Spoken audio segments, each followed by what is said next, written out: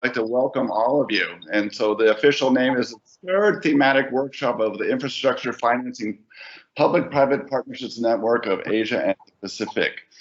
So today, now that everybody's on board, I would like to open by introducing one of the bright stars in ESCAP. She is Dr. Tientip Supanit, and she is the Investment and Enterprise Development section of UN ESCAP under the Trade and Investment Division. Now, she has been a macroeconomist and a banker, and she has a PhD in economics from the University of Cambridge. And throughout her career, she has served in several managerial and professional positions in academia, private sector, and policy institutions, including the Bank of Thailand, the Stock Exchange of Thailand, Bank for International Settlements, and Southeast Asian Central Banks. Since joining UN ESCAP in 2017, she has managed more than 10 successful financing for development projects, including setting up this wonderful infrastructure financing and public-private partnership network. She has also built a large and comprehensive network with governments and the private sector in the region, and I'm very happy to have her kick off this event. Khun Tientip, the floor is yours. Okay, thank you very much, Eric. That's a very full introduction, but thank you.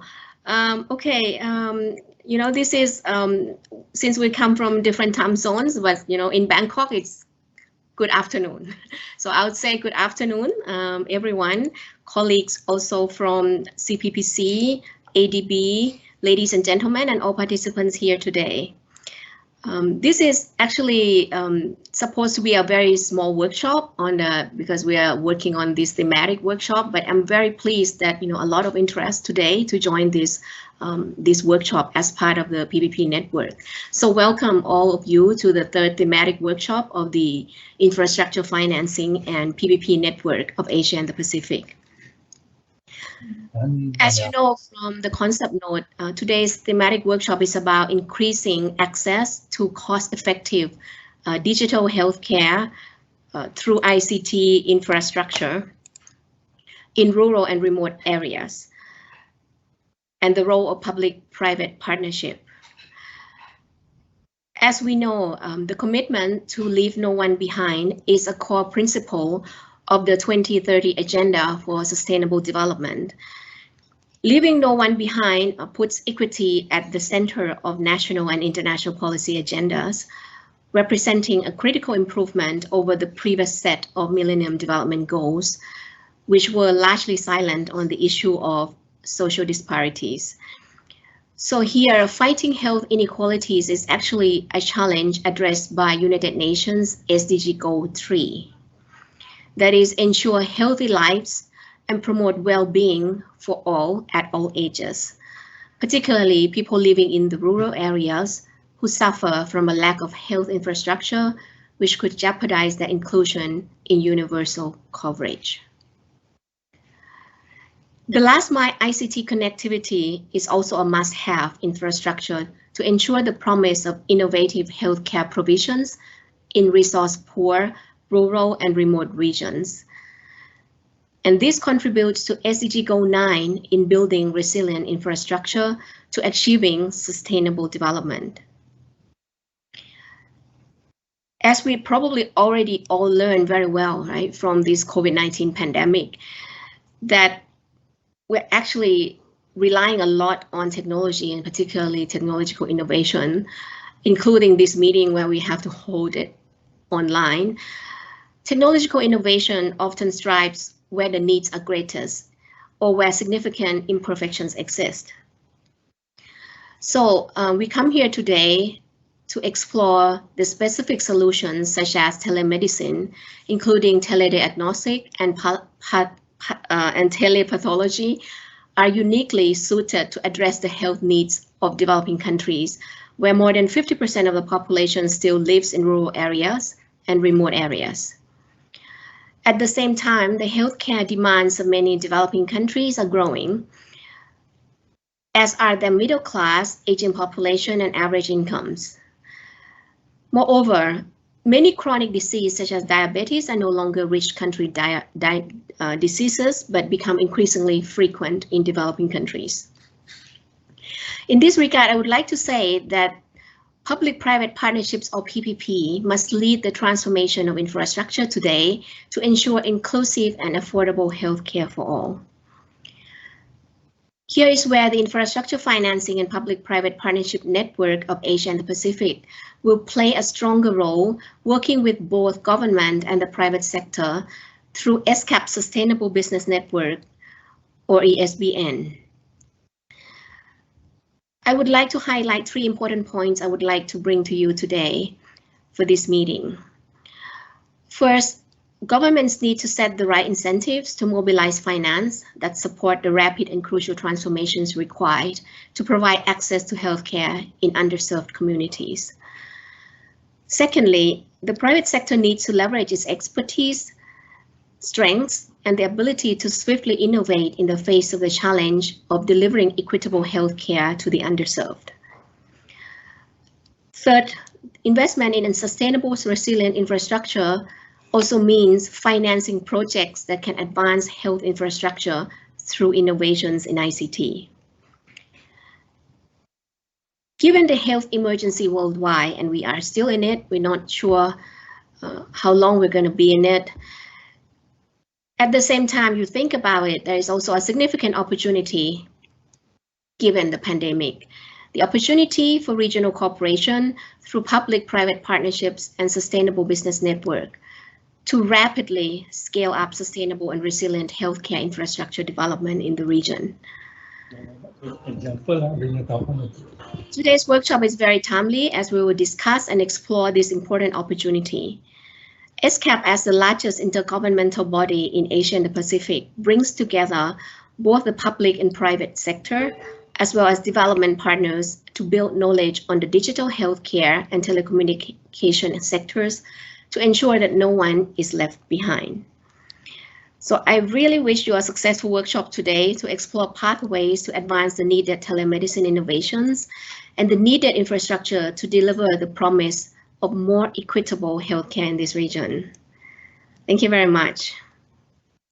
And back to you, Eric. Yes. Okay, thank you so much, Khun Tientip, for opening this up today. So before we move ahead, I'm going to hand over the floor to Ms. Bainey to do a digital group photo. So we ask all of you to turn on your cameras so that we can see all of you and we will take a picture. So Bainey, please take over. Okay, thank you everyone. Okay, so I will count to 3 and take a picture. Okay, smile everyone. 3, 2, 1. Yeah, take another one. 3, 2, 1. Thank you everyone. Back to you, Eric. Okay, thank you so much, Bainey, and thanks everyone for joining into the photo. So the next part will be looking at the challenge of advancing innovations in telemedicine via ICT in rural and remote areas. And this is what comes with me because we'll look at why are we here and what we expect to accomplish. And my name is Mr. Eric Rader, and I am the coordinator for the Infrastructure Financing and PPP Network of Asia and the Pacific. So with that, let's jump into the slideshow, if possible. Benny, can you put it up on the screen there?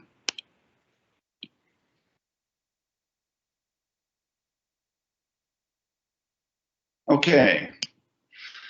Okay, so let's jump right immediately to slide number 2. And this is making infrastructure projects more resilient and sustainable. Why do we want to do that? Because we want to make them more bankable. We want investors to look at this and say, hey, this is something that we should be giving money in. And this is what we want to move towards. So we want to move away from a traditional hospital development in rural and remote areas to looking at ways to make this kind of setting more bankable. It's very difficult, and my inspiration to developing this telemedicine workshop actually came from our colleague in Papua New Guinea, Samson. I hope he's here today, because they had a project where they wanted to rebuild a hospital in a rural, remote area. But there's so many challenges with that, including that doctors may be in short supply, equipment is scarce and difficult to maintain. There's also limited facilities. And so this is where an innovation such as telemedicine can step in. It can make healthcare and hospital development infrastructure more viable to investors. So the next slide, please, number 3. So making rural and remote healthcare attractive to investors is one way to do this is through the promise of telemedicine. So, from the UN perspective, we want to ensure that no one is left behind. So telemedicine can provide healthcare services in low resource settings. It can provide many services remotely, and examples are telediagnosis. And telediagnosis is a valid tool to improve healthcare of rural and remote populations with no access to specialists. So telediagnosis are designed to enable transmission of physical examination records, medical reports remotely or concurrently to a specialist at a different or same geological location. That means someone could be even as far away as if you're on a remote island, that this specialist could actually be at the capital. So also telediagnosis may enhance the diagnostic services in rural communities, thus reducing the number of referrals and optimizing human and financial resources. So next slide, please. So secondly is pathology. So pathology is a field of medicine that studies disease and its processes as well as diagnosis. A pathologist may examine digital slides, biopsy samples, and blood saliva samples, and many other test samples to diagnose a patient. Thus, telepathology allows pathologists to provide these diagnoses from long distances, or I should say remotely. They can look at a digital slide results, or examine the test samples in a lab anywhere in the world. Next slide, please.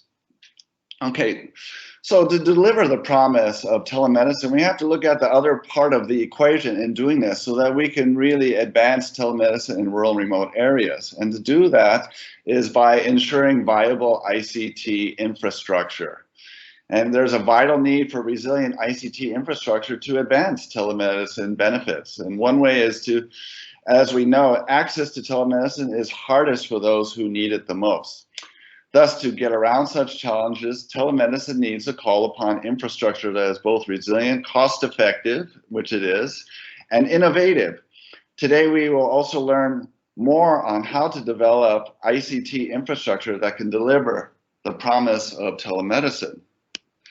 So this goes back to our question, what do we expect to accomplish today? Well, we want to, through this workshop, provide PPP units and other related stakeholders with enhanced knowledge to better the bankability of their projects in this area and to access private financing. And with that, I would like to thank all of you for joining once again today, and thank you. So now, with that, let me go back to my agenda.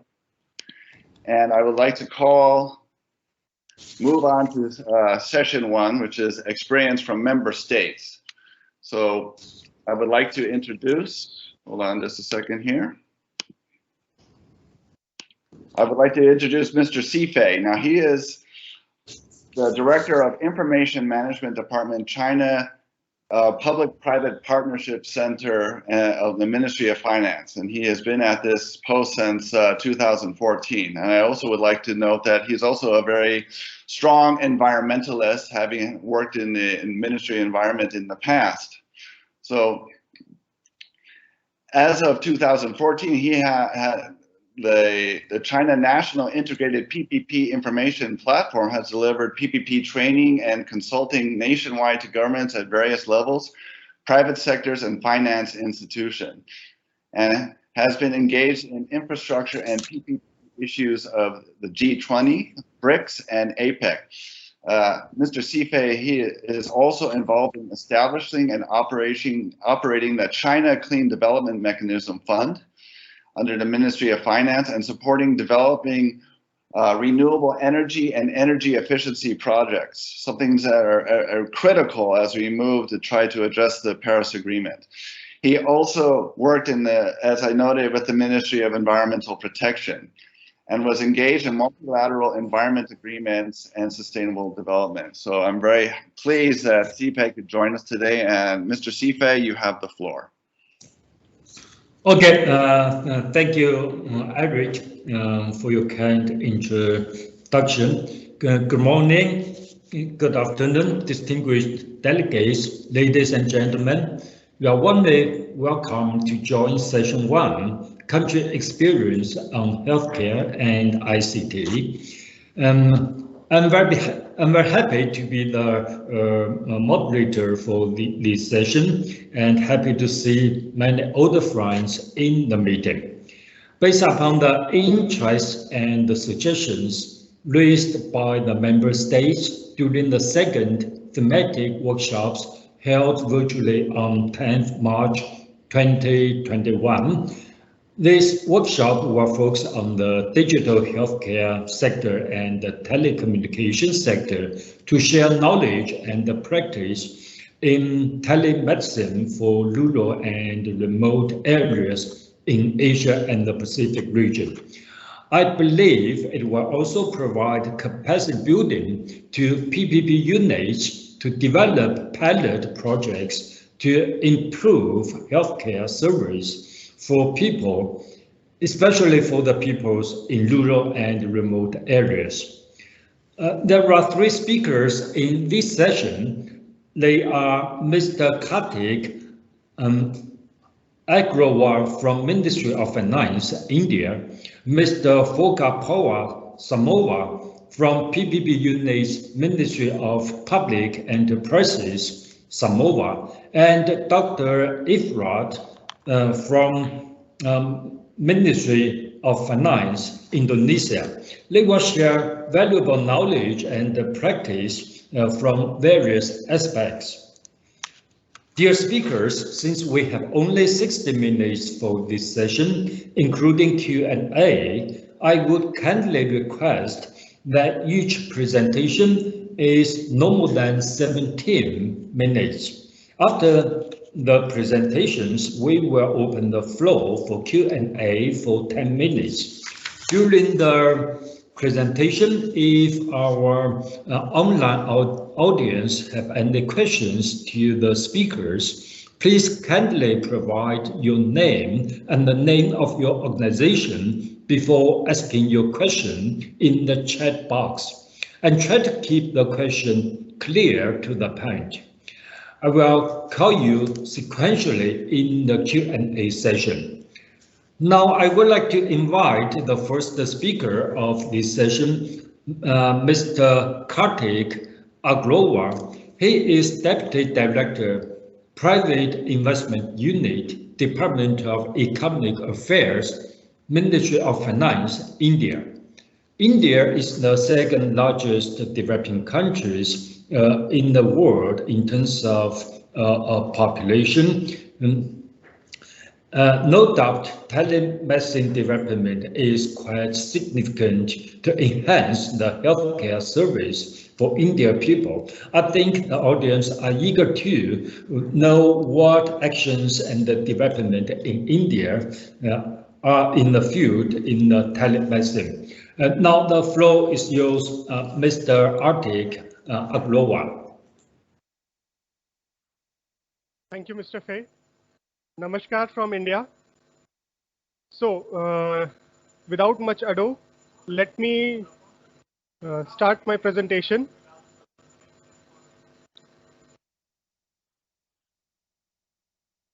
I hope this is visible.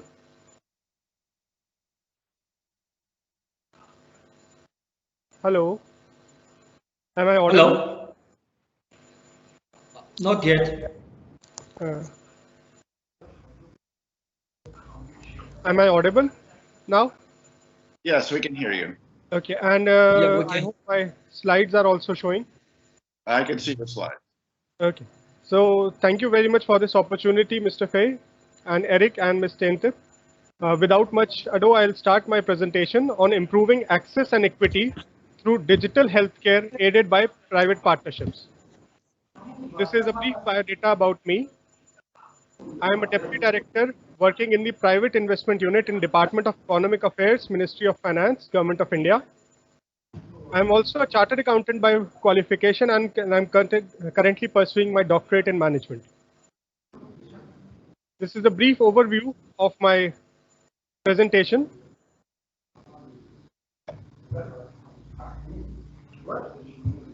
Are the slides moving?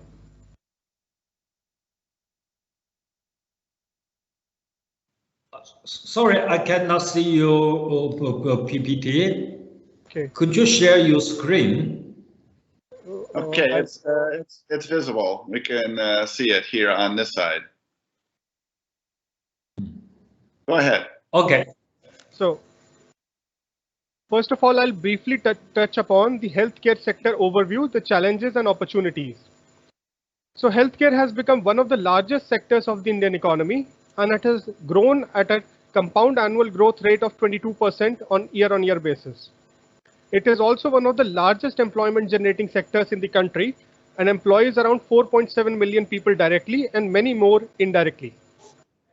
And in order to alleviate the concerns of the society and the masses, the government has launched several schemes in the form of Ayushman Bharat Yojana, Pradhan Mantri Swasthya Suraksha Yojana, loan guarantee scheme for COVID affected sectors, and new scheme for strengthening public health infrastructure and human resources.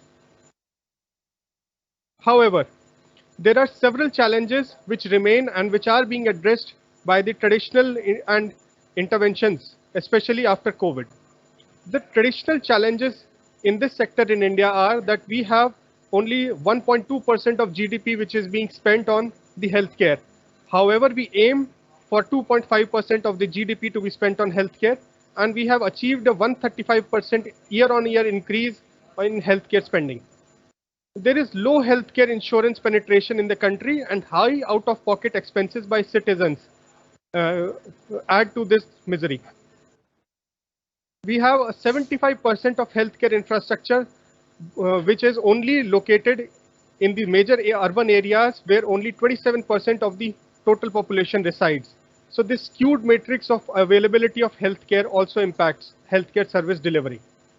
And we have a huge shortage of qualified trained personnel in terms of the WHO standards. Excuse me, Mr. Kartik. I Yes. think the slides are not changing. Could you please try to and make it for the full screen, please? Okay. Just please hold on for a second.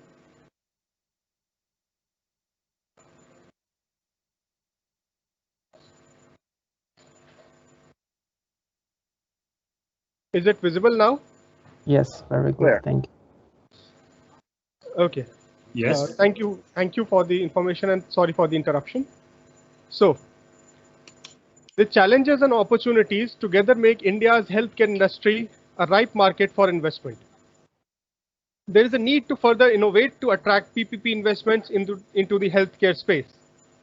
And PPPs in healthcare can be in the form of hospitals and supportive infrastructure, in health insurance, development and supply of pharmaceuticals, research in biotechnology, medical devices preparation and dissemination, medical tourism, home healthcare, telemedicine, and other technology-related healthcare services.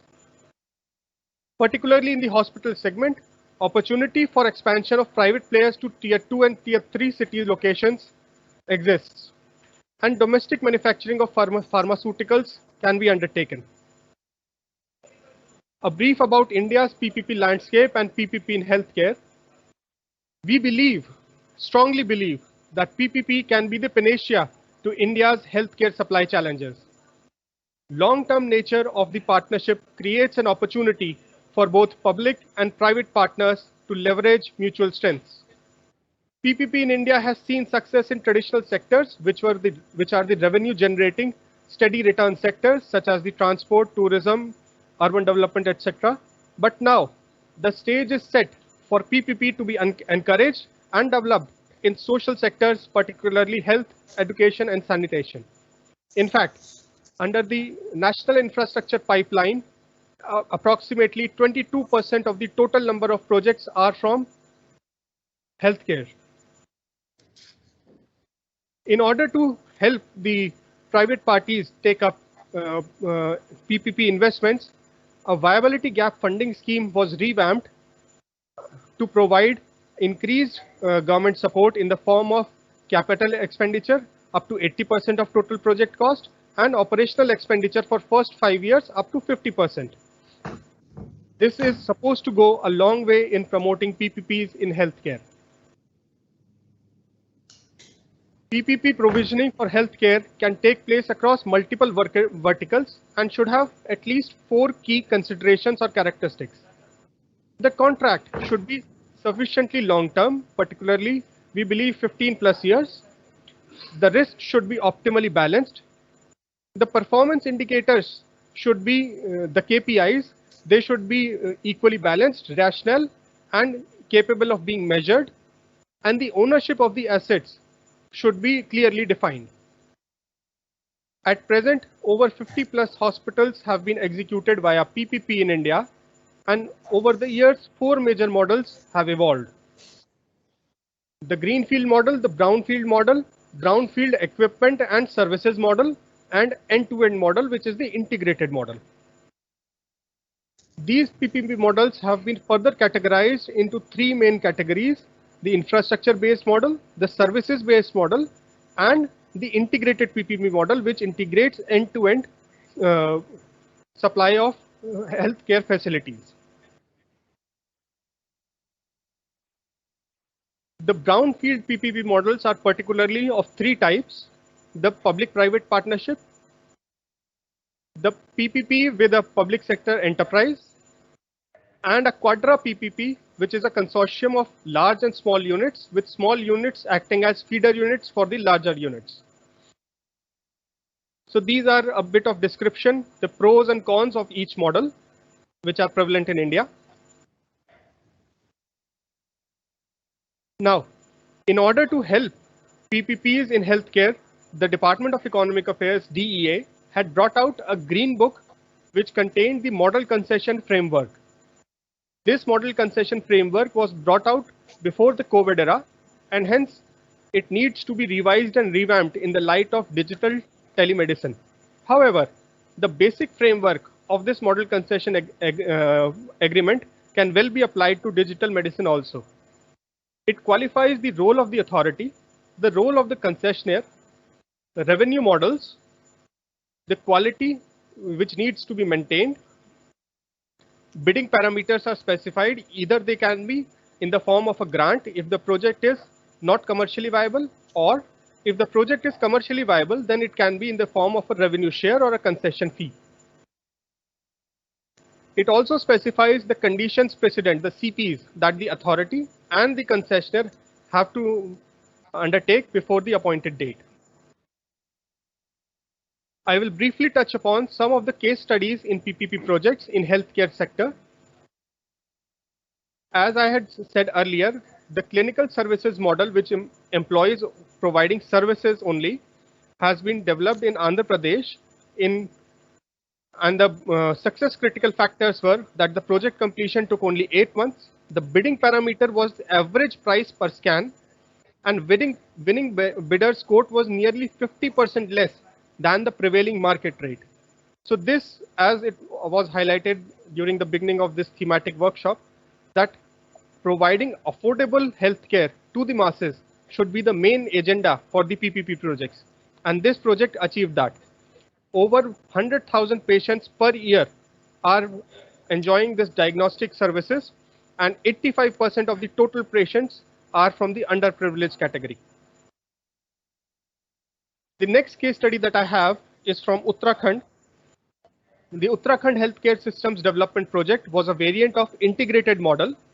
It has been developed with the mutual help of World Bank and the local government. The goal of the project is to provide Uttarakhand in improving access to quality health services and providing health financial risk protection. The project has two major components: stewardship and system improvement, and innovations in private sector.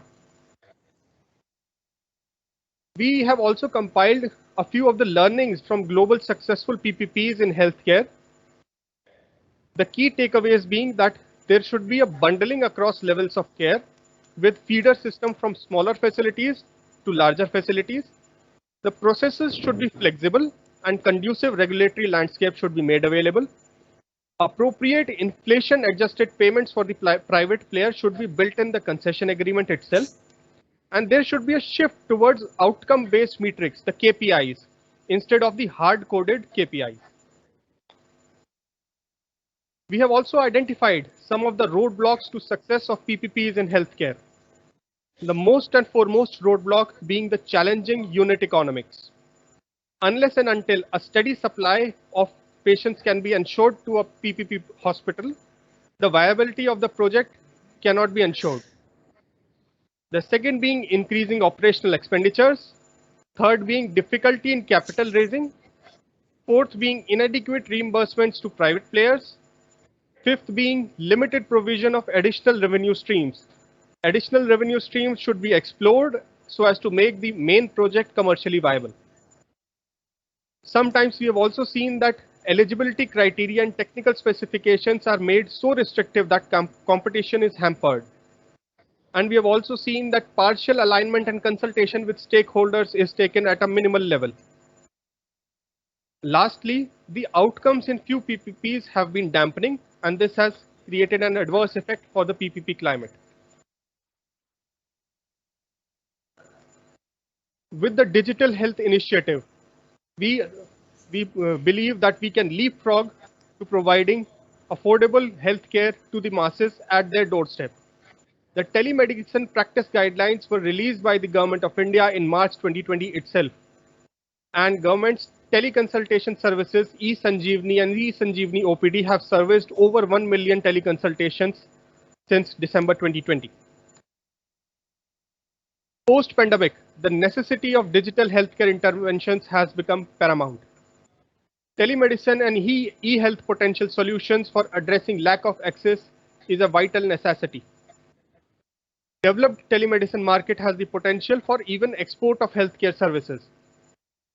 And affordable and quality healthcare can be enabled by artificial intelligence, and technology products can move to be the next major booming industry in India.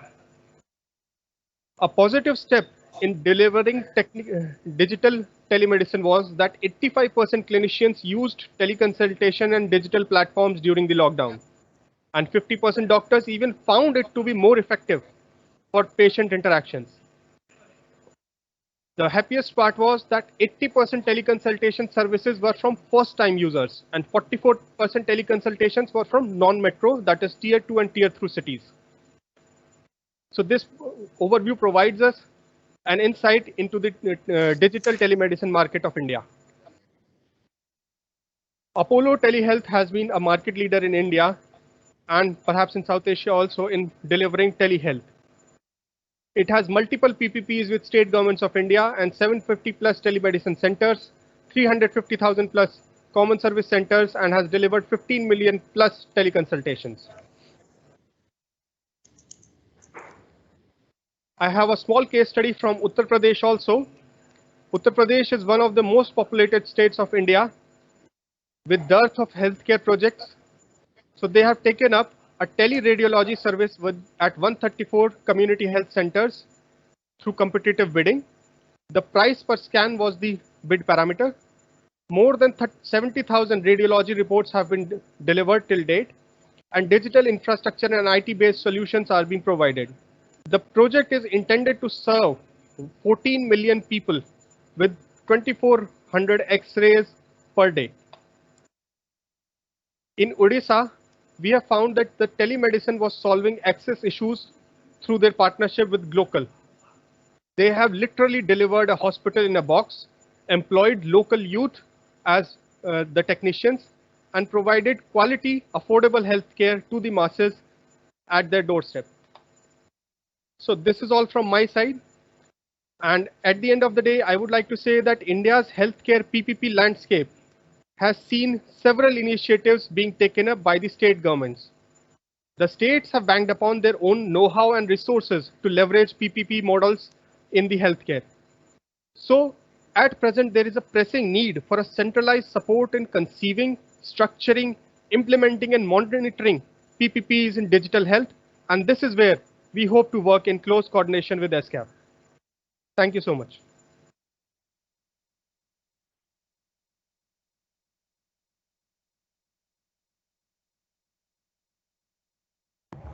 Mr. Sefe, you are muted.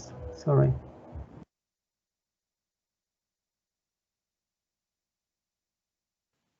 Sife, please unmute your mic. We can't hear you.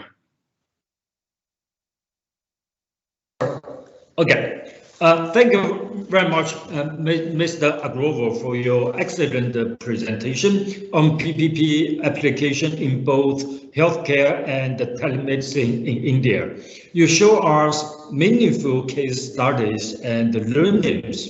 I believe your presentation widens the views of the audience and encourages more countries to try PPP and try PPP in healthcare sector and the telemedicine. As you know, the major mission of the ESCAP PPP network is to promote PPP application in the region to accelerate infrastructure development in the region for SDGs. So thank you very much for your presentation, and I noticed that your slides are informative. I think ESCAP team will share your PPT online. Thank you. Now I would like to invite Mr. Fogapia Samova, Assistant CEO for PPP and the Privatization Division of the Ministry for Public Enterprises, Samoa. He is responsible for identification and implementation of government PPP and privatization programs. There are a lot of small airlines countries and countries with many airlines in Asia Pacific region. So I believe the case of Samoa is helpful for others. Okay, Mr. Samoa, the floor is yours. Thank you, Sife, for the lovely introduction. And also thanks for the organizers for the opportunity. Thank you, Eric and Tinte, for the ongoing network. So let me share my presentation for you for this 6:40 p.m. Here in Samoa.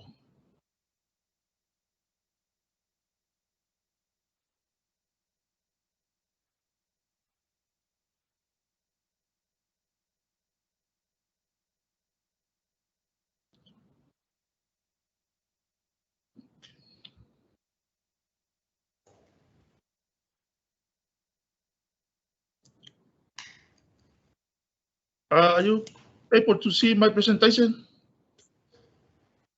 Not yet. Hello? Okay. No, sorry, I cannot see your PPT. Okay, yeah, one moment.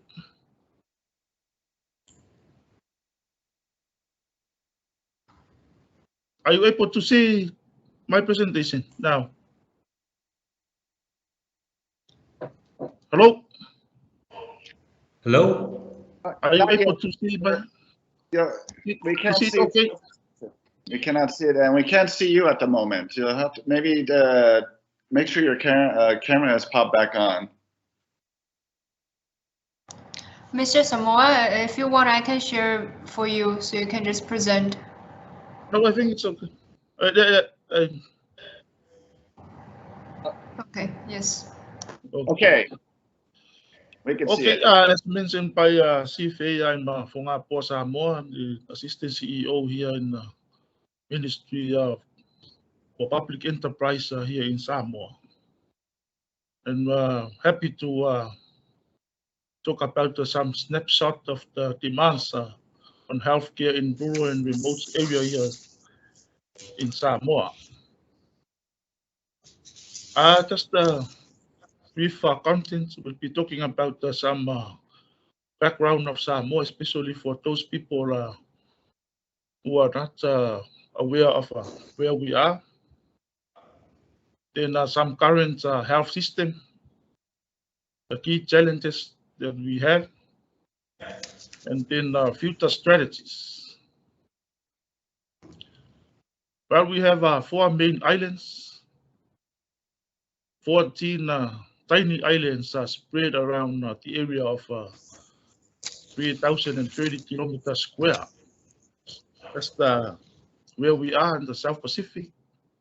2 big islands and the small 2 islands in between. We became independent in 1962, first in Pacific. Apia is our town area, and we have a population of around 200,000. And with Samoan people are staying overseas, far more than we have here. We are a developing country. Our main export is basically agricultural products, taro, banana, and etc. Main revenue is remittances and tourism. As I mentioned before, that a lot of Samoan people are staying overseas, so basically they send remittances to Samoa. That's key one to cover for the net negative net exports. Tourism is kind of a problem at the moment due to COVID-19 lockdown. The current health system, everything we do has to follow our government planning system. I think it's the same with all other government system. We have a national plan at the top, and all sectors plans need to link to the national plan. The same thing with the health sector.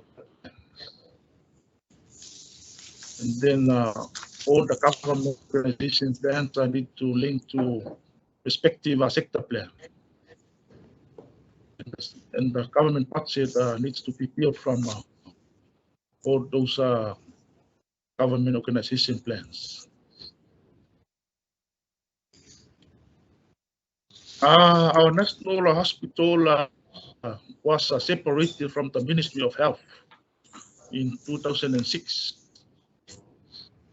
And then our government decided to merge them again in 2018. Focus to lower costs in terms of administration.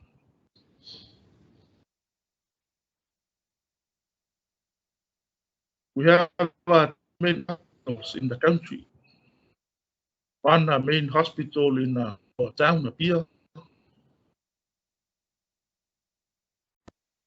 and one second main hospital at the other island.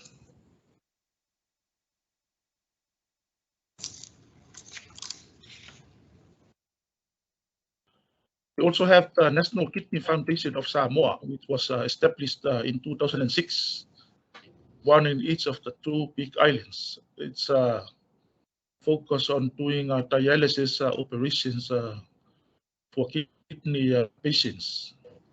We used to take them overseas before, but now we have a system to help people with the kidney problems. We also have Oceania University of Medicine, which was established in 2002. It's basically a PPP medical education with Florida-based company, US. We have 6 district hospitals spread across the country. That's some of the, so that you can see the actual reality here in our country. We have 16 private clinics scattered around the main island, the island in the city, Apia.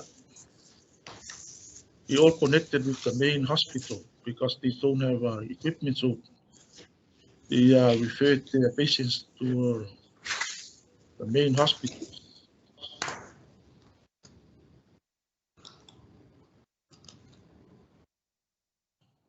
We have a adequate health information system in terms of database, data analysis, reporting and sharing, system administration, and websites. All working well here in Samoa, and we're still working on linkage between the 2 main hospitals. That's an ongoing problem here. Telemedicine operates rarely, depending on doctors and decision. Also depends on which area of Samoa the patient is located. This huge problem here is the shortage of medical professionals, doctors. We have like 30 doctors per 50,000 people. And most of the treatments which depends on specialists. Either they are visiting here Samoa regularly, or there is a government overseas medical scheme. We take patients to these hospitals funded by government. Recently, we just employed full-time doctors in our district hospitals. And most of the experienced doctors are working in private clinics. The main hospitals normally hire them the schedule time of every day. Yeah, that's some of people are queuing for the doctor appointment at the main hospital. Shortage of equipment on top of shortage of doctors is one of the biggest problem here. Most equipment are in the main hospital here, like CT scan and our ambulance to save the whole country. There's none in the district hospitals. Again, we depends on overseas. That's why we send most of our patients overseas because of shortage of equipment here. Financial difficulties, as always, it's one of the cause.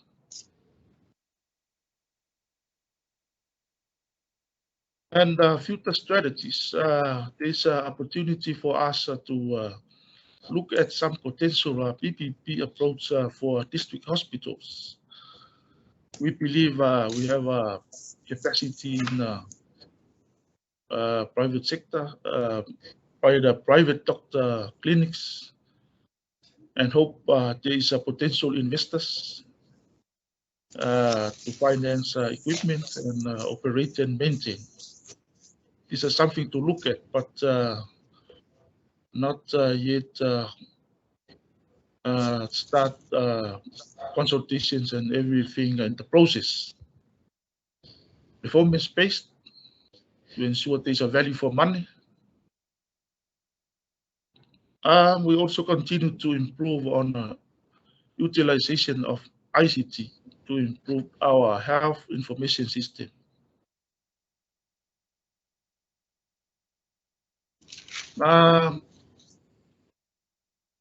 We also be looking at strengthening public working together with community private partnership approach to promote and enforce the health system in communities. This comes up with the new government focus now. As you are aware that we now have a new government in place, and they are focusing on community development. Our recent budget estimates been passed by Parliament, approving some budget for community leaders to develop their respective communities. So it's an opportunity to improve the health system between around the islands in each of the communities. And also, as I mentioned before, we have a shortage of medical professionals. So we will continue to improve on that. And that's it. Thank you for listening.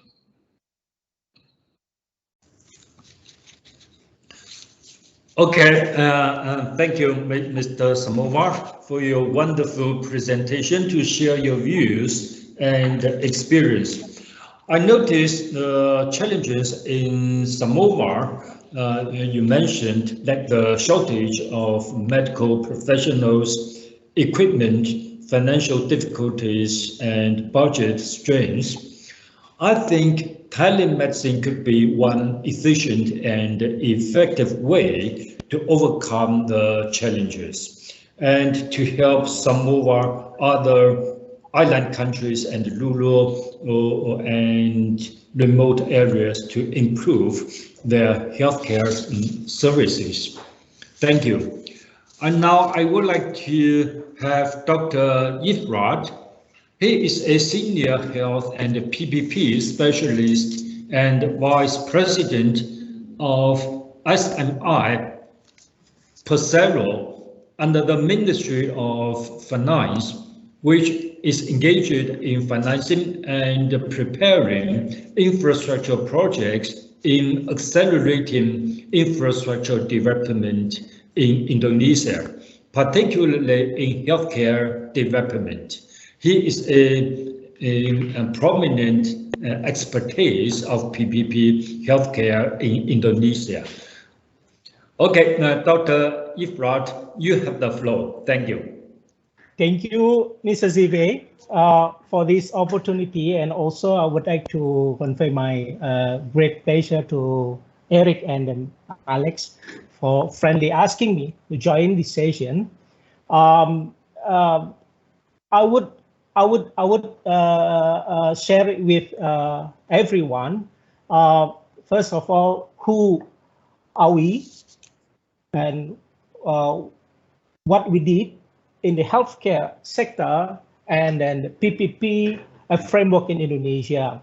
And also, I will highlight currently healthcare situation in the perspective infrastructure and health infrastructure and digital healthcare in Indonesia.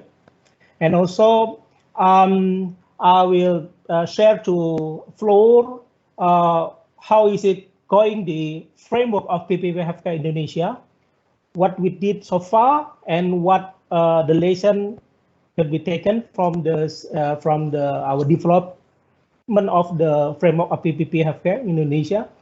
And the last and not least, how the PPP procurement can boost innovation in digital medicine, especially in Indonesia situation. Just short and briefly about this, SMI is one of the entity under Ministry of Finance. We are a state-owned enterprise, 100% belong to the Ministry of Finance. Our mandate is for providing financial services to infrastructure actually. So we have 3 pillars. So we providing the financing and then investment, and also the advisory and then project development. As the one of the special mission vehicle under Ministry of Finance, which engage in the financing and preparing infrastructure project, we have mandate as catalyst in accelerating infrastructure development in Indonesia. So we providing not only the economic infrastructure, but also we contribute to poverty alleviation as well, how to increasing the availability of access of cleanliness or sanitation, health, education, and technology. And also we are a strategic partner of the government to achieve the Sustainable Development Goals target 2030. So we have a number of the product, not only the financing, but the advisory, but we have also provided the PPP project development also in healthcare.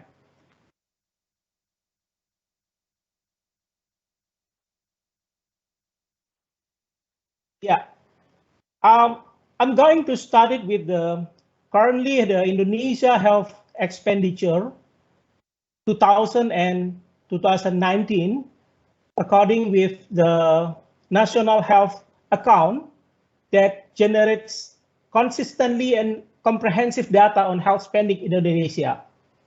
We are health expenditure still 3.5 out of the GDP Indonesia, even growing consistently, but large inequalities across countries still remain. Social health insurance, we started since 2014. And as you can see, the out-of-pocket spending per household declined slightly, along with the growing of social health insurance spending. So started 2014 and 2019, you can have a look at these out-of-pocket slightly decline. So Indonesia has charted remarkable progress on its path toward universal health coverage. So we have covered, I mean, the national health insurance already covered rapidly 82% out of population of Indonesia. So and yes, you can see that the by nearly 12% points since the introduction of national health insurance system 2014.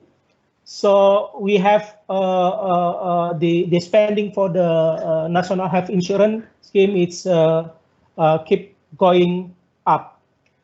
And regarding with the ICT healthcare investment, for sure it will be associated with the primary and the hospital expenditure. As you can see, if we look at with the spending categories from the healthcare function, classification demonstrated the hospital and primary care spending both more than 75% Indonesia health spending. But unfortunately, I cannot tell you how much the portion of the ICT itself. Talking concerning the access the healthcare situation there, and then the infrastructure and digital health, there are still significant regional disparities in terms of health status and the quality, availability, and capacity health service. We're talking about this more than 17,000 islands. After over 15 years, the government decentralization in Indonesia allowed to provincial and sub-provincial government could be implemented acquire range of responsibilities area such as health, education, public works, etc. And furthermore, decentralization has affected the capacity of the Central Ministry of Health to maintain integration and alignment across the different levels of the health system. So, as you can see at the slide, that according to Basic Health Services Research 2018 by MOH, so that the proportion of household knowledge on ease of access to hospital is easy 37.1%, difficult 36.9%, and very difficult still 26%. So more than half of respondents living in urban areas said hospital access is easy, but those who lives in rural areas still have difficulties to reach the facility. And also you can see the access in the clinic. People in Papua, Maluku, and East Nusa Tenggara face long travel time to reach clinic of even the private practice. It's probably contributes to higher morbidity and mortality rates and inefficiency use of the potentially productive time at the patient. So we about the telemedicine. So I would tell you about the current information and communication technology for sure have great potential to address some of the challenges, both developed and developing country.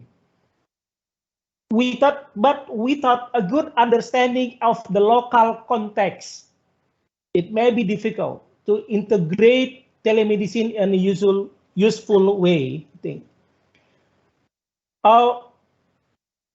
We have most of hospital in Indonesia have initiated their own hospital management information system.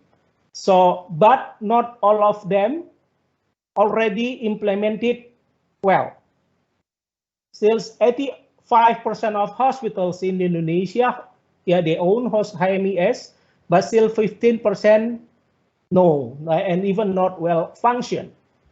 So that's why when we talking about the how to increasing the access to the rural with the, let's say, the telemedicine, I think the readiness of the local provider still need to be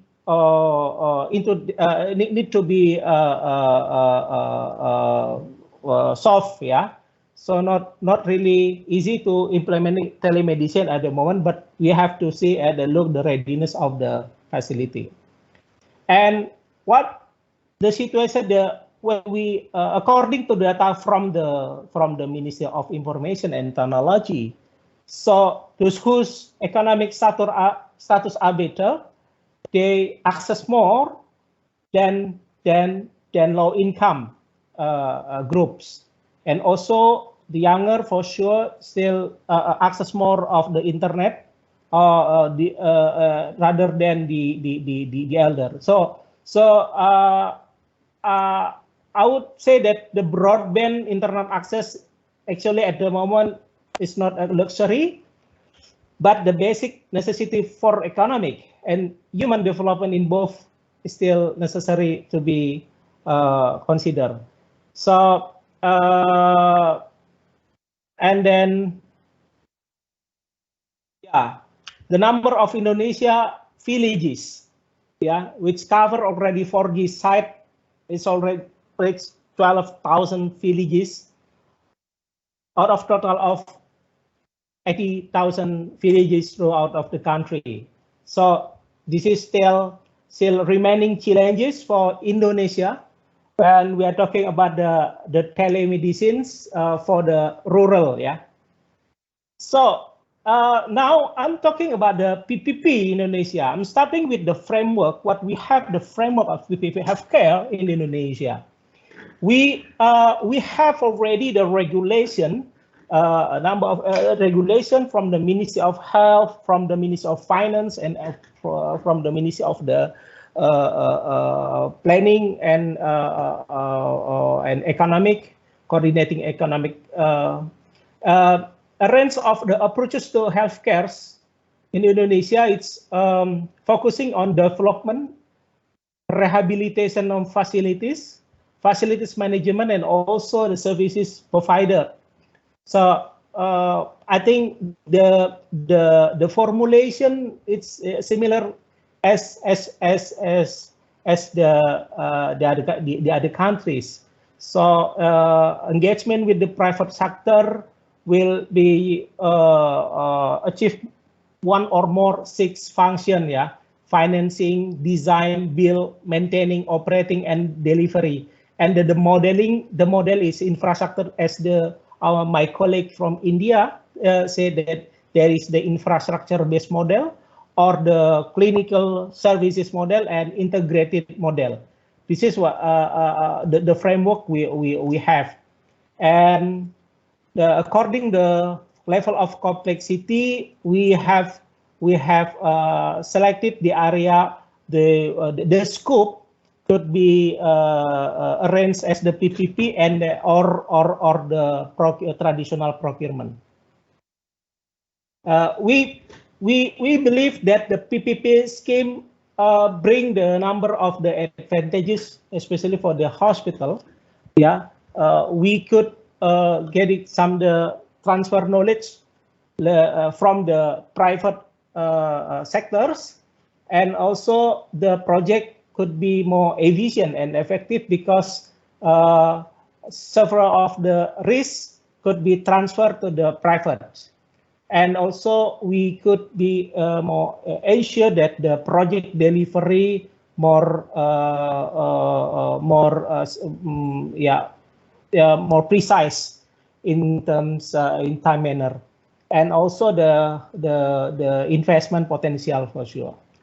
And then value for money is something that we are pursued at the beginning of the project preparation, because this is one thing that must be considered by the public, whether they're going to the procurement, the procurement of the PPP or the traditional, right? And what did as SMI, we providing also the capacity building, technical assistance, and also the project preparation for the PPP, and the financial services after the PPP contract has been closed. This is what we did for the Indonesia, and this is one of the indicative of the structuring that very common that we using, that for the PPP, the GCA, I mean the public side, the government will share the number of the risk to the so-called the private, which form the SPV, to which has responsible for construction of the hospital, and also the maintaining and operating something if needed. So why the PPP was the innovation digital minister? For sure the financial payment model, yeah. So this is performance, yeah, paying for performance. So it cannot be done if we pick the traditional router. There is no incentive for the, let's say, for the private sector to have something like the better services. So the payment system, and then the contract PPP hospital could be complementary to, let's say, the mHealth or the AI for sure, and then etc. And also the information feedback mechanism and valuable tool for the GCA for guarantee transparency and accountability the healthcare supply chain. So this is something that we can earn from this scheme, I think. And efficiency and effectiveness, and then availability, and then patient center. I think this is one added value for the public side, and digitalization and improving for.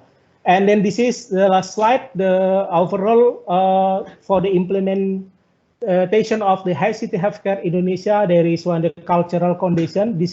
We are talking about telemedicine, something relative new for us.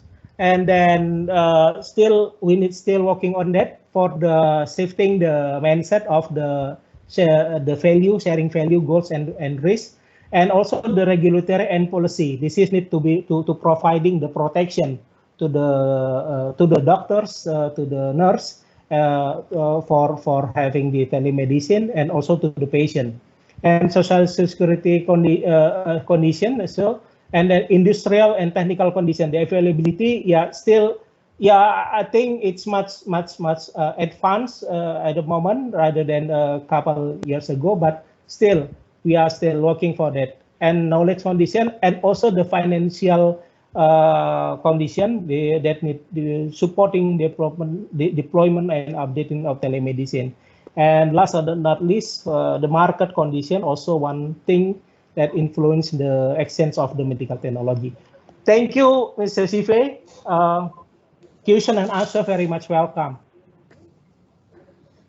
Okay, thank you, Dr. Ifrat, for your remarkable presentation to introduce PPP healthcare situation and development in Indonesia.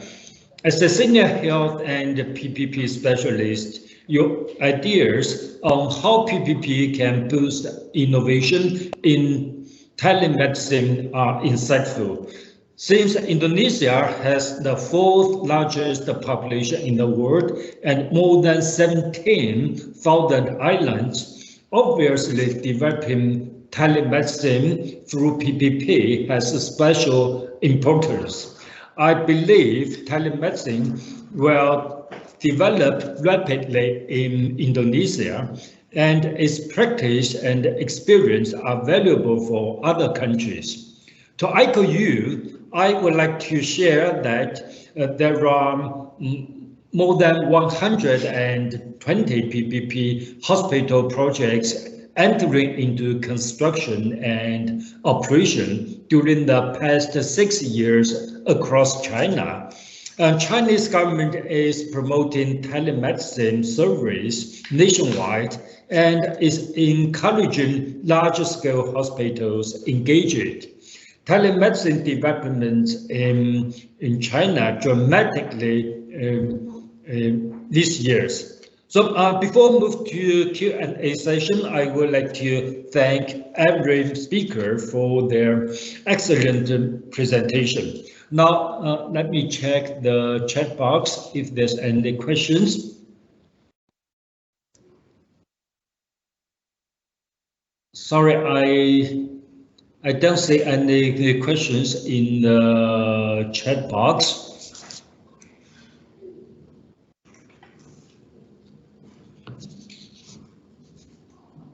So, if no questions in the chat box, I would like to use this opportunity to ask Mr. Samoa. You mentioned that there's a PPP medical education with a Florida-based company in Samoa. Could you give more information about this project? Thank you. Sorry, Sive, can you repeat your question, please? Yeah, my question is, could you please introduce more information about the PPP medical education with a Florida-based company, that project? Oh, okay. It's the PPP on the university. It's a university, it's Oceania University of Medicine. So we have a PPP arrangement with those people in US, Florida. Doctors are staying over there, so they provide the online courses straight to the hospital here. So the students do their practice in the hospital and carrying out the online courses in our university here. It's yeah, so there's the whole management here. There's but basically everything is done online, and it is pretty much assist us in sort of increasing the number of doctors here in Samoa, which is the main problem here. Okay, thank you. Is there any questions?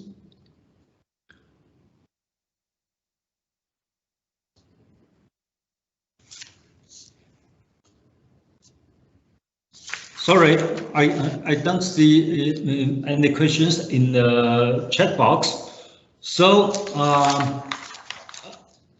I would like to thank all the speakers again and transfer the flow to next moderator. The next moderator, let me see. The next moderator is Mr. Akash Bafsaf. Okay, the floor is yours. Thank you. Okay, thank you, Sife. Before we jump to Akash, let me just briefly introduce the session. And the session is going to be on the importance of telemedicine and its innovations. And then I'd like to introduce Akash himself. He is the managing director of a company called SkyQuest, and he is also joining UN ESCAP as the ESCAP Sustainable Business Network team leader on a new task team that looks at health, food, and water security. Now, he has has 14 years of experience in technology management and problem solving across diverse industries, and he enjoys mentoring budding entrepreneurs or startups to achieve their dreams by extending his expertise to the companies through advisory strategy, marketing, business development, managing IP, and conceptualizing and leading several flagship programs. And developing agencies, private sector, R&D platforms, startup clusters, and also with Fortune 500 companies. He has been a part of 40+ licensing deals and involved in fundraising of more than $108 million US. So Akash, with that, you have the floor.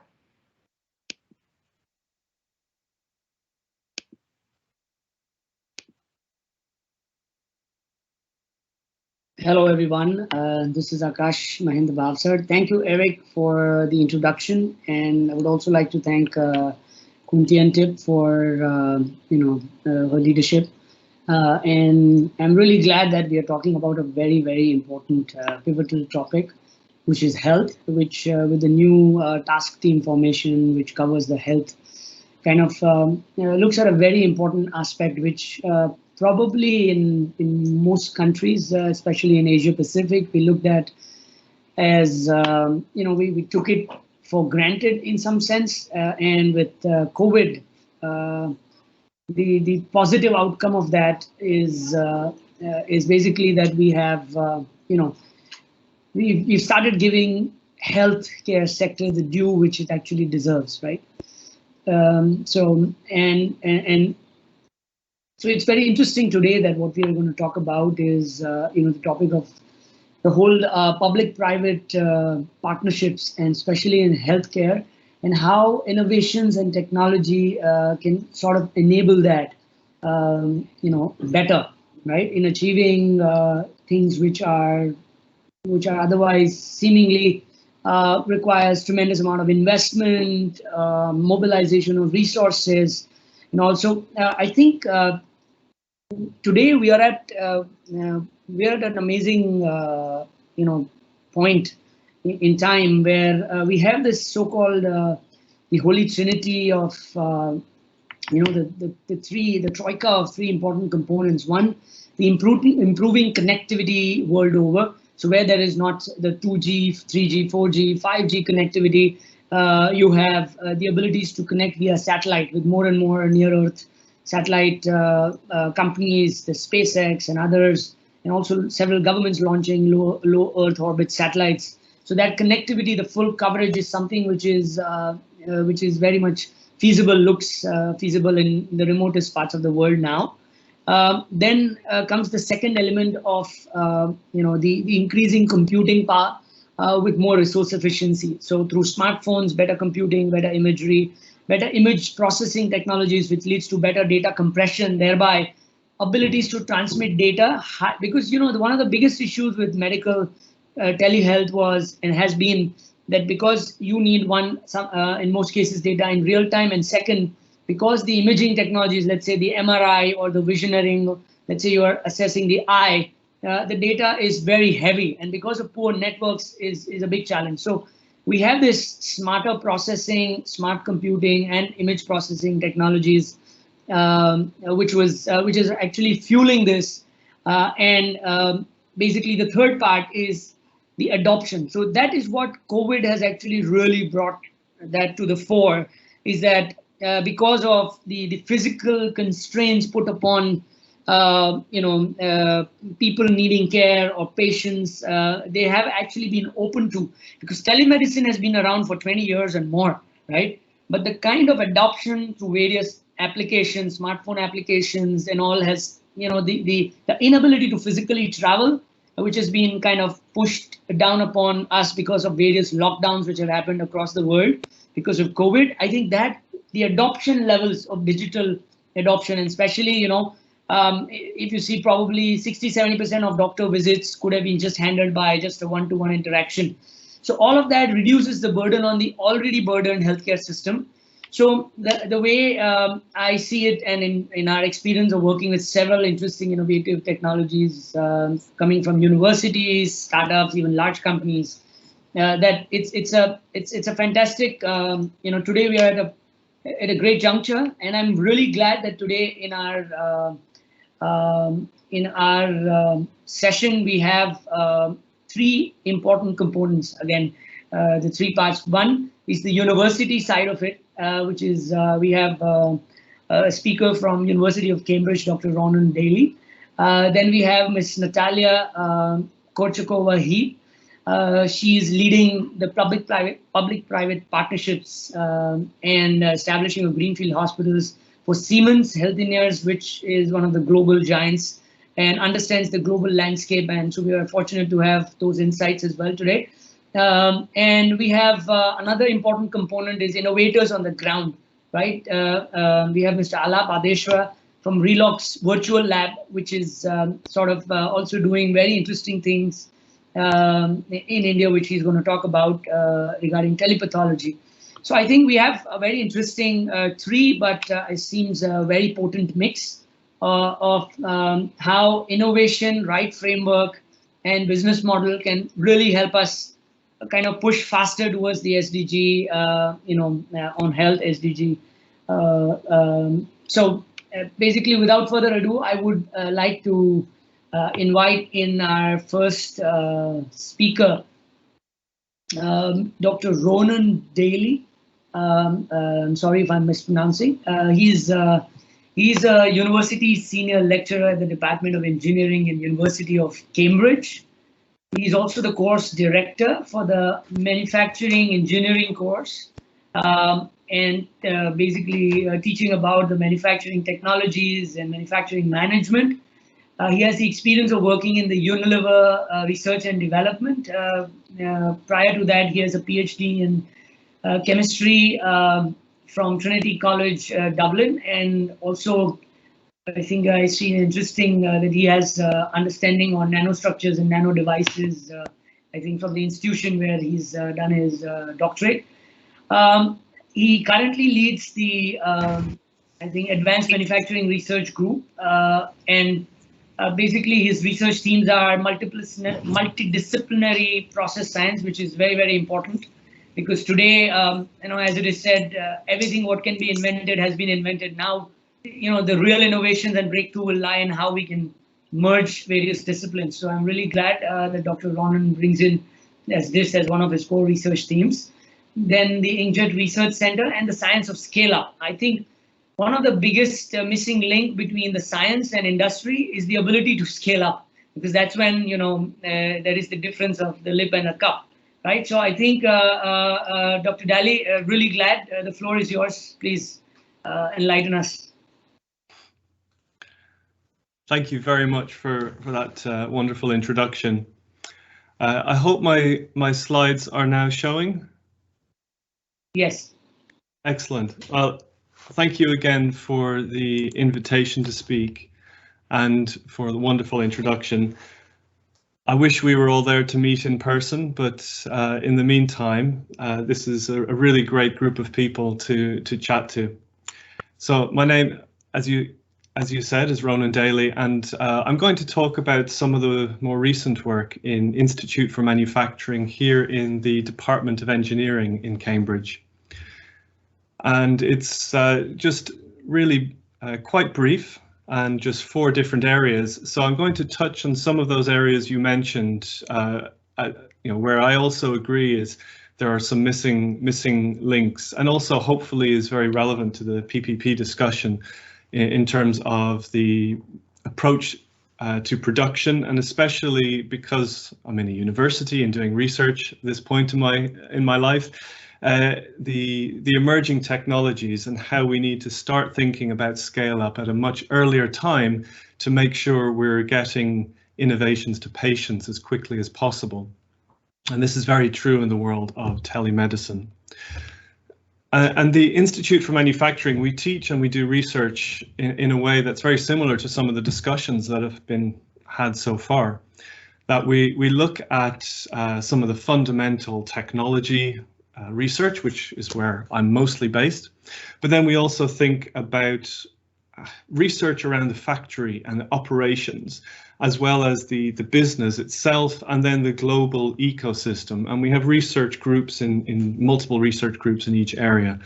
And then we try and work together to look at that big picture.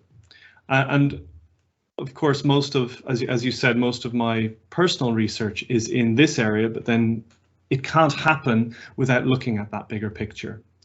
And we have a healthcare theme here which reflects that, and a lot of the things that are being talked about today sort of have points in that research theme. So yes, there are projects on some particular devices, which I'll mention today, but then there are also there's a lot of research about operations in hospital, by which I mean the engineering approach to optimize the patient flow and the clinician flow, and thinking about how to make everything work best for the patients, and the use of data.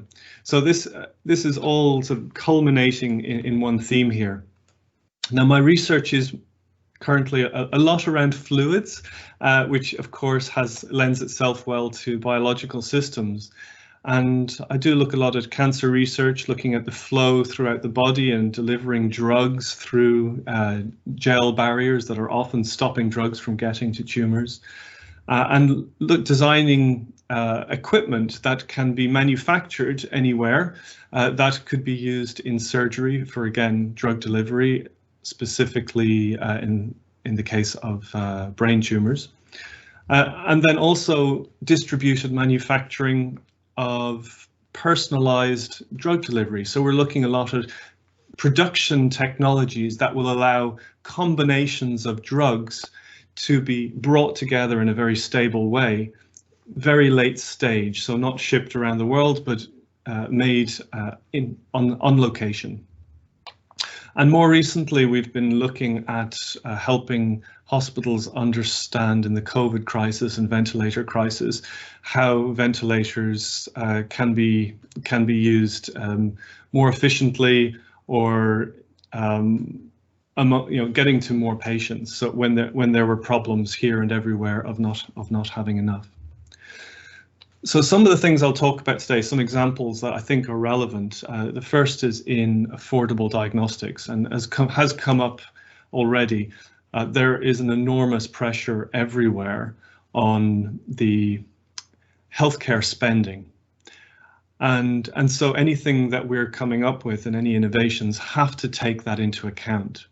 And one of the really important things that have been highlighted in multiple reports and in joint reports from multiple agencies is that the investment in local production is important. We need to think about producing locally to be able to get to this other PPP, the purchasing power parity, so having this equal purchasing power for diagnostics.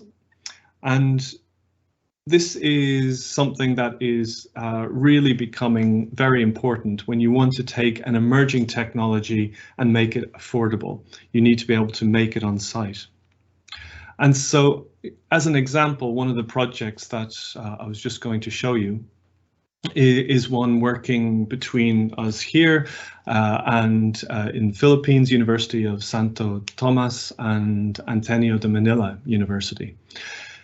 And what we're doing is we're looking at dengue, we're looking at leptospirosis, we're more recently looking at COVID, and we're trying to co-develop these. And the synergy makes that difference, because we're able to take into account some of the economic influences. And so we come up with the chemistries together, and I'll show you a bit about that in a minute where it's relevant. And we also think about the actual devices and how they're going to be used together. And what that allows us to do is think about the economic model, because we're coming up with an affordable chemistry. And remember, in these diagnostics, often the most expensive part of this device is just a couple of ingredients, the reagents that are doing all of this detection, and they're incredibly expensive. So we're talking about how do we simplify that down to a less expensive process. And when you make it easier to process, then suddenly it's flexible where you're going to make it. You have to invest a lot less in a production facility. And there's going to be great incentives all over the world to be able to do this, because you're able to increase the rate of innovation, increase the rate of response whenever some other crisis comes along. And so we've been looking at how to make these reagents in a very affordable way. And then we're able to break down that process into steps, think about the scale up, and we can make a process-based cost model for a particular location. Again, working very closely together. And then working with great economists in Philippines, looking at a broader model, so a general equilibrium model, where they're able to, and this is far beyond my capability, but they're able to look at the influence of bringing such a diagnostics kit into an economy and what benefit that would bring. And then you can think about the importance of the private investment and how much can be validated at a country scale. So as an example, something which we were looking at, this is not the exact chemistry for the one we're working on right now for obvious reasons, but it is very similar, and one that we have, you can look up if you're interested in this. And instead of having many different complex production steps to get to a reagent which is used in a diagnostic, we are doing everything in a single flask. So we're able to use bacteria to create a fusion protein that within that single long chain, it has part of it which is going to stick to your diagnostic. You're going to have part of it which recognizes the thing you're looking for, the thing you're trying to sense, and a part of it which gives you the optical signal that you need to know whether something is present or not. And so it's a relatively simple use that when you're allowing these bacteria to create it, you know it's ready because it changes color. And then when you add something, and we were working with sand and taking silica out, when you've got these particles, that when they attach, when these things you've just produced attach to the silica, and they fall out of the suspension, then suddenly you've got a different color of particle and you know it's ready. And then those particles can be used in sensing, and they can be used in microfluidic flow chips that you might have seen. But those are also sometimes very complex to make. So we've been looking at simplified mechanisms, and instead of having lots of particles and flowing our sample through them, how about we just mix them all together and just turn them upside down? And those particles have something that are sensing the presence of whatever it is you're looking for. In this example, which we published, it was an indicator of prostate cancer. But then the color of the liquid changes, and how you read that out is just purely visual, but you can also use cameras, you can use phones, and that's something that we're looking into. So it's a very simple technique, very simple to make, and it's designed thinking about making it easy to translate anywhere. And I think a lot of our innovations need to take this into account. In the field of telemedicine, we were also thinking, well, what would be a useful tool? And of course, it comes straight to mind. So we've been doing a lot of research on phones and smartphones, which are penetrating markets dramatically over the last number of years. And these have been used a lot. The cameras, of course, used to interpret diagnostics.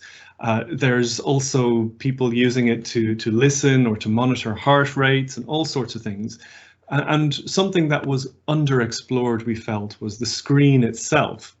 So just what happens if you drop liquid onto your screen, or preferably if it's a biological sample onto a protective layer on top of your screen.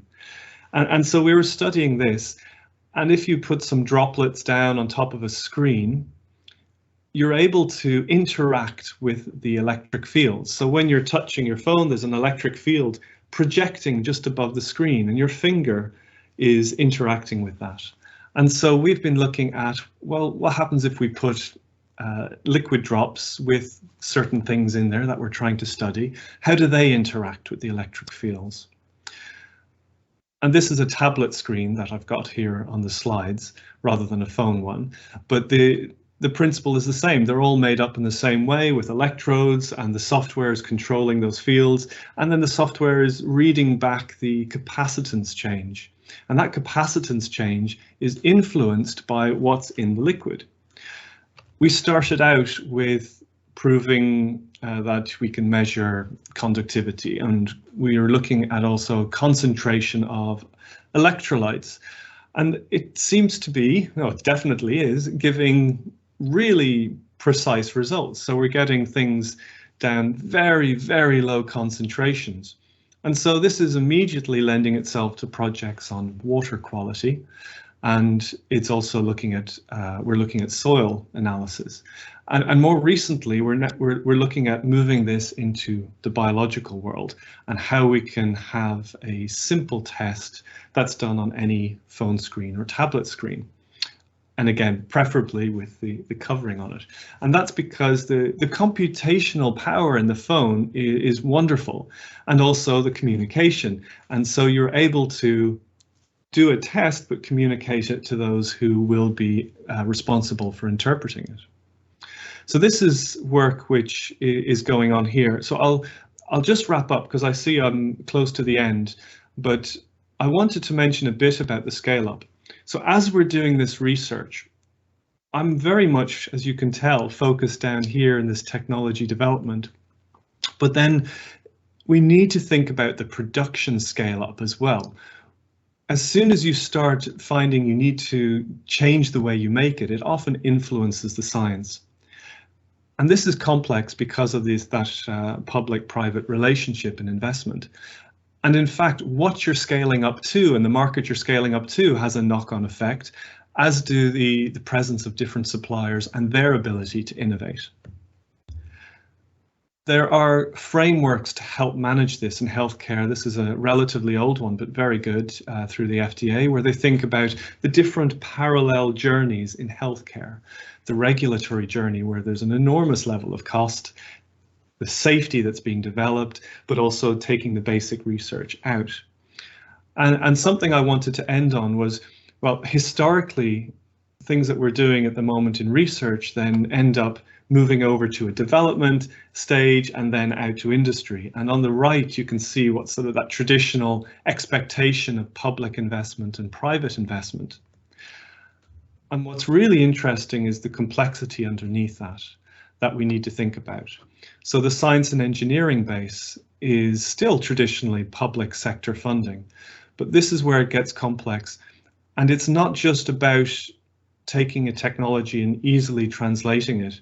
There's also a blend from public to private funding in the production technologies and in the scale-up capability in every country, and also the enabling technologies. So think the measurement tools, the database tools, the infrastructure.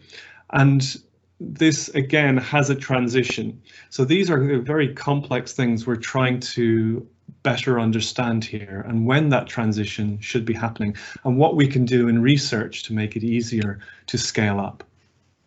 So with that, I'll finish. So I'll just say, we're looking at affordable diagnostics by looking at the regional production requirements and helping that in our innovation process.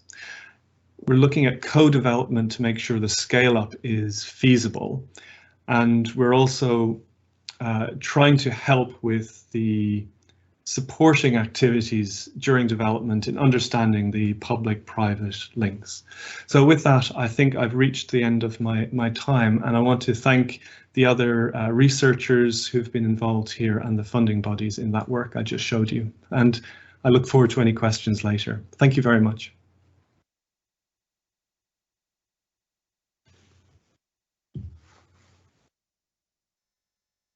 Thank you so much, Dr. Daly.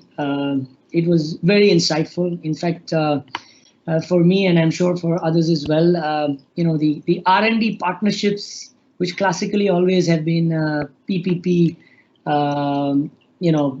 model. So, which is not acknowledged as much, in the classic PPP when you look at infrastructure. So, yeah, it's a good acknowledgement that the research mostly comes from the public money world over, depending on different stages, and the development as you go along. And the slide the penultimate slide which you showed, very beautiful, indicated how industry steps in and the private sector gets in at more, like the technology readiness level 7 and above. So yeah, so it's interesting, and I think it kind of jives into the aspect of, from the academic or the research, the public part of the whole, the healthcare sector in general, and within healthcare, when you look at telediagnostics and telepathology, the research, I think these emerging technologies, especially microfluidics, the MEMS chips, I think those things have amazing potential.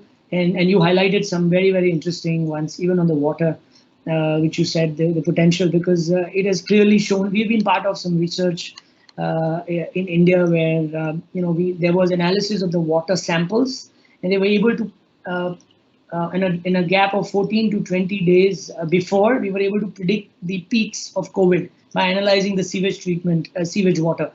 So I mean, this obviously has a potential of using the intelligence, the capacities of the innovation, the science, the communication, and the adoption. And so, yeah, I think to talk about scaling up, I think what better than to bring in our next speaker, Dr. Natalia Korchakova-Heap. So I think I'm coming from Siemens and the background, I think working across the globe, I think it's going to bring in a very interesting perspective. So just quickly about the introduction, Ms. Korchakova-Heap has extensive experience in PPPs and public procurement, also advising national governments on improving the PPP frameworks across the globe. She's currently the Public-Private Partnership Speaker for the German Health Alliance, coordinator of the Working Group on Partnerships of the Global Health Hub Germany, and also the member of Steering Committee of the World Association of PPP Units and PPP Experts. Also, she is the head of the PPP Health chapter of the same organization. Her experience includes 14 years of working with the European Commission alone in Ukraine and private companies in Germany dealing with healthcare PPPs.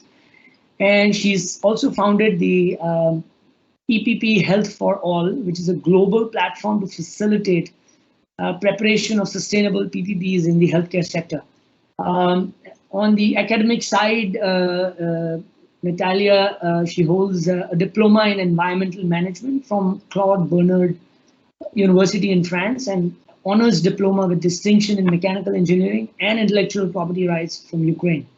Natalia was twice a fellow of International Policy Fellowship from Hungary and recipient of the Freedom Support Act Fellowship of Contemporary Issues USA, awarded by the Loyola Marymount University for entrepreneurial excellence. She's also been a recipient of several state awards and recognitions from the government of Ukraine and a Medal of for Loyal Services from the European Commission, and currently is leading the PPP operations of Siemens Healthineers, a global medical equipment company with more than 64,000 employees worldwide, part of the global Siemens group headquartered in Germany. So with that, we're really excited, Ms. Natalia, to have your insights and the tremendous experience which you bring to the audience and to this talk today. Over to you, please. Floor is yours. Thank you very much. I'm very excited to have an opportunity to speak today. And I would like to compliment UN ESCAP, ADB, and China PPP Center for organizing such a wonderful event today and also picking up this very important topic. And thank you very much for very, very kind introduction. I very much appreciate it. So today we have a very exciting topic, innovations and PPPs. I will skip the slide because I was very well introduced. And the presentation will be around the following topics. I will briefly introduce Siemens Healthineers. We will talk about role of innovations in public-private partnerships. We will also discuss what are the current innovations and how to integrate innovations in public-private partnerships. And if time allows, we could talk about smart hospitals and digital health PPPs.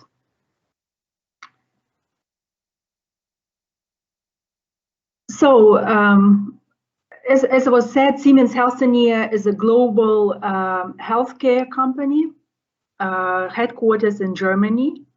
I'm pleased to mention that in October, just in few days from now, Siemens Healthineers will be represented in DAX, German Stock Market Index, representing the fourth biggest German companies. And we will be represented in the German DAX 3 times as a Siemens AG, as a mother company, as a Siemens Energy, and also Siemens Healthineers. We're the world market leader in the most of our businesses in many countries, and with accumulative revenues reaching almost 18 billion euro, we are one of the largest medtech companies worldwide, which employs about 66,000 employees in more than 70 countries. What is important to mention that we also purchased the Varian. Varian is the company which is a leader in cancer treatments and equipment, and this was the biggest health merger last year for 16.4 billion euro. And this allows us to create the most comprehensive care portfolio in the industry. And we talk today about innovations and its determining role for public-private partnerships. And from this perspective, we have 173 years of credentials in innovations and social responsibility. Our portfolio is built around imaging, diagnostic, and advanced therapies like robotics, for instance. artificial intelligence become a core concept in our products. We have more than 60 products based on artificial intelligence. In terms of research, Siemens AG invested only last year, 2020, more than 4.5 billion euro in research and development of new innovative products. And talking, I'm sorry, what did I did? Do you see my presentation? Yes, it's all right. Okay, sorry. And talking about value partnerships and public-private partnerships, we are moving beyond just being a medical equipment provider. We want to be a long-term partner who brings additional value. And that's why digital health and telehealth is a core business for us. And just information, because it might be a little bit confusing, Siemens Healthineers, as once again, we are part of the group Siemens AG, and we are working together with other companies in our group, which is Siemens Infrastructure, which develops smart hospitals, Siemens Financial Services.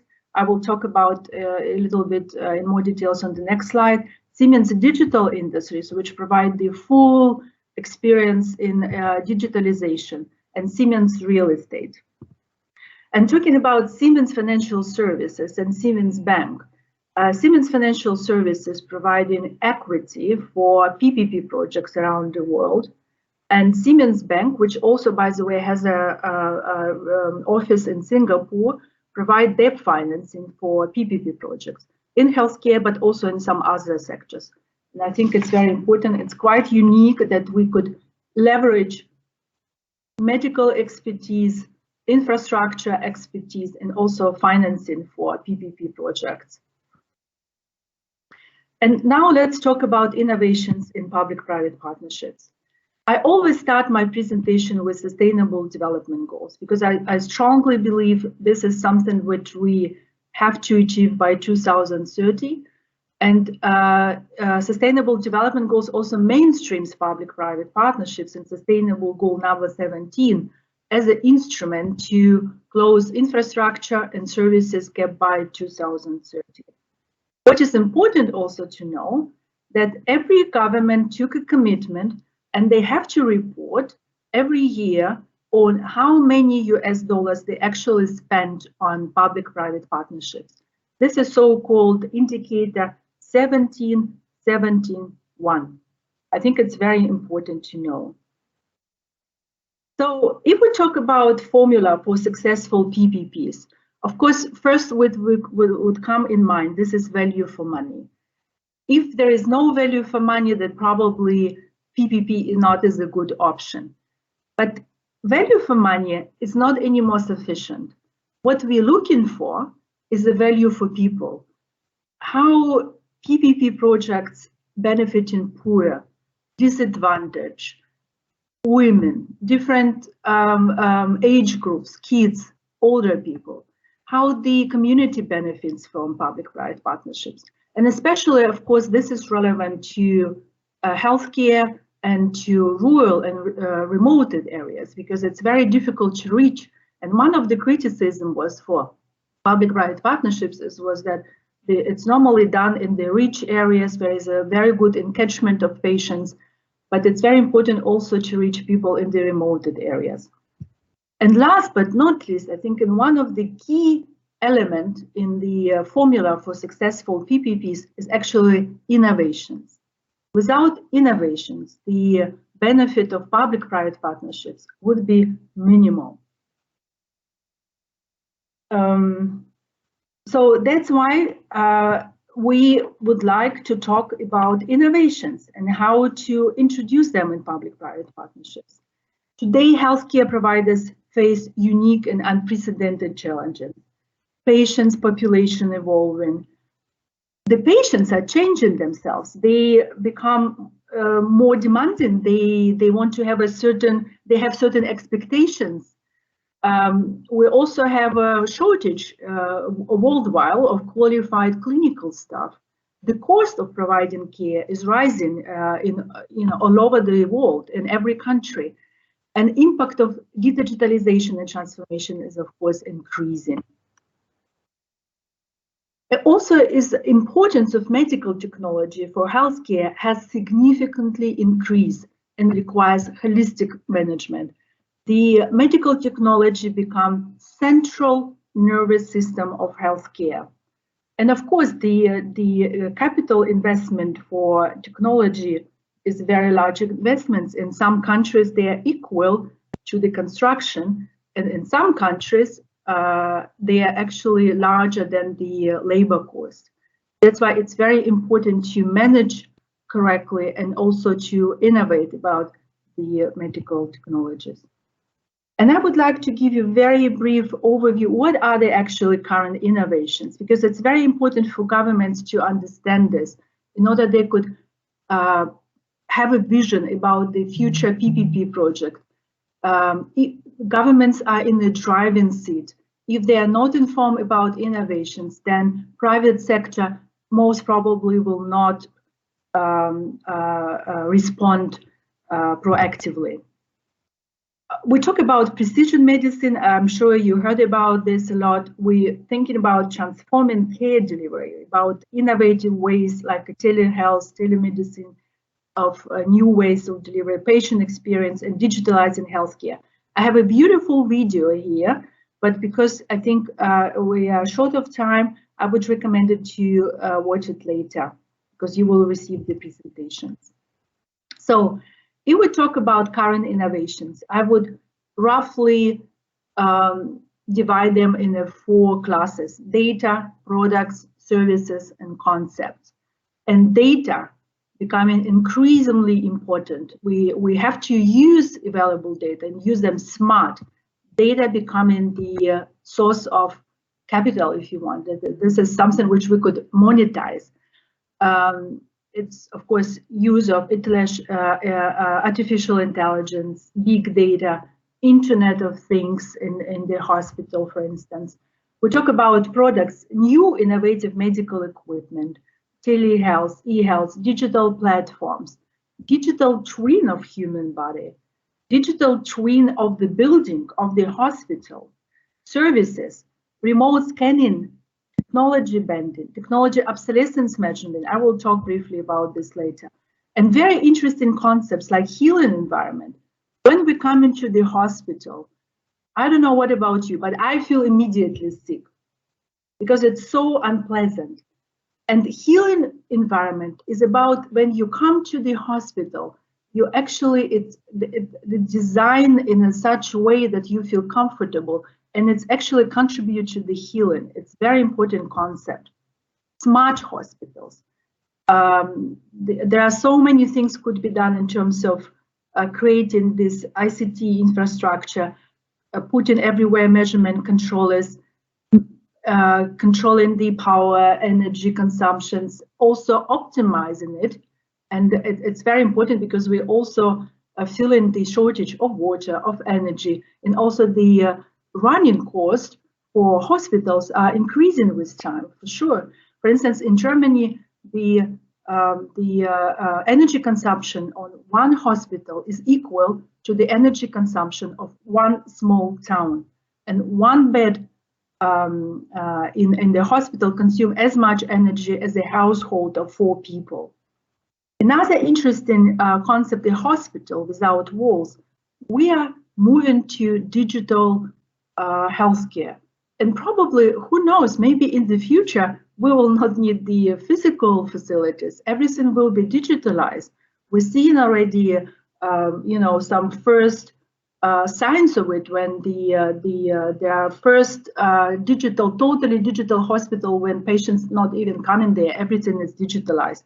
I think it's very interesting to know and think about it when we design new PPP projects. So when we talk about digitalizing healthcare, it's also about digitalizing the decision making, how we make our decisions. We manage data as a strategic asset. And I'm also giving you some examples here that you would know what is on the market, and maybe you would be interested to explore it yourself, like TeamPlay, digital health platform, Pathway Companion based on artificial intelligence, how we connect care teams and patients. We have eHealth virtual visit, which expands access to healthcare by enabling healthcare providers to reach their patients virtually, and building learning health system, which is a PIP Connect, personalized online education experience designed for healthcare professionals, because education is the key. We need continuous education for healthcare professionals. So if we talk about innovations, how to integrate them in PPP project. And there are 3 phases when we could and should do so. The first is a project design phase. Second is procurement phase. And of course, the project implementation phase as such. So what we could do when at the very early design stage, yeah? So what is possible when hospital is not yet built, but it's possible already to create visualization, to create 2D model or even 3D model. It is very important because then you could play with the data. And I would like to draw you to one tool that we are offering free of charge. You could go to your iPhones or Androids and you download it. There is a code here when you will receive this presentation. And you could create in 2 hours your own hospital and fully equip it, because it's certain models which you could play with, and you could immediately see whether the equipment fits or you need a different type of room, etc. It's very, very useful, and also save a lot of time for architects, for construction companies, because it's very changeable. And so it's very important to, when we talk about the design phase, also think about pathways and how to optimize them, because it also affects the business case of public-private partnerships. How long it takes to nurse to come to the patient, how long it takes the treatment, how long to deliver patient to the certain station. It's all very important parameters. It's time, it's cost of the personnel, and it's all could be optimized when we are thinking about project design. That's why it's very important to have a digital twin of the hospital or future facility, and try to predict and make several scenarios. I remember I was talking with one PPP professional, and he was telling me an interesting story. He said, we build a hospital, we have these walls, but then I was visiting these hospitals every year, and one thing which remains unchanged was only walls. Inside, everything was changing every year. It was so dynamic. The departments were decreasing. They were permanently in internal restructuring. So it's very important to also create flexible structures that you could adapt in the future.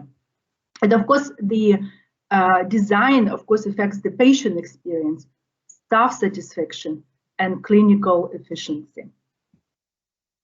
I would like to introduce one product which definitely would be of interest if we talk about remote areas and rural areas, because this is tool which allows to do remote scanning, and the physicians and the professionals behind, they don't have to come to the hospital. They could do it remotely from a home. In times of COVID, it's a very efficient solution. They could take flexible times, flexible shifts, work from home over a weekend. It's excellent opportunity. So you could discover yourself, which is called Single Virtual Cockpit. And talking about innovations and public-private partnerships, it's, of course, we understand that it's very important to educate the public officials about existing innovations, what is there. because they are facing the issues that not belongs to their core competences. Who knows about technology obsolescence or KPIs of equipment? Of course not. So that's why we're offering the training on preparation of bankable innovative healthcare PPP project, and where we would like to combine very important knowledge on how to design, first of all, bankable projects, which are attractive to investors, but also integrate our perspective as a medtech company and offering our knowledge and expertise, helping governments to design feasible and innovative projects. The highlight of this training is that there is a virtual reality experience in real life setting. It is possible really see the emergency department, operational department, nuclear medicine department, cardiology department. You could walk, you could open the door, you could see the equipment installed there, you could see the patients. It's really interesting and exciting exercise. So if we talk about procurement, I think it's extremely important. And of course, we're doing a high profile discussion today, but this topic would require thoroughly analysis, further policy papers, even the separate conference, if you wish, because the procurement, it's something which is defined in, to a large extent, the success of future PPP project, the way the procurement is basically shaping the future project. And we see an evolution here, from transactional business, when it's price-based procurement, and the main decision factor is basically the price and the focus is on cost saving.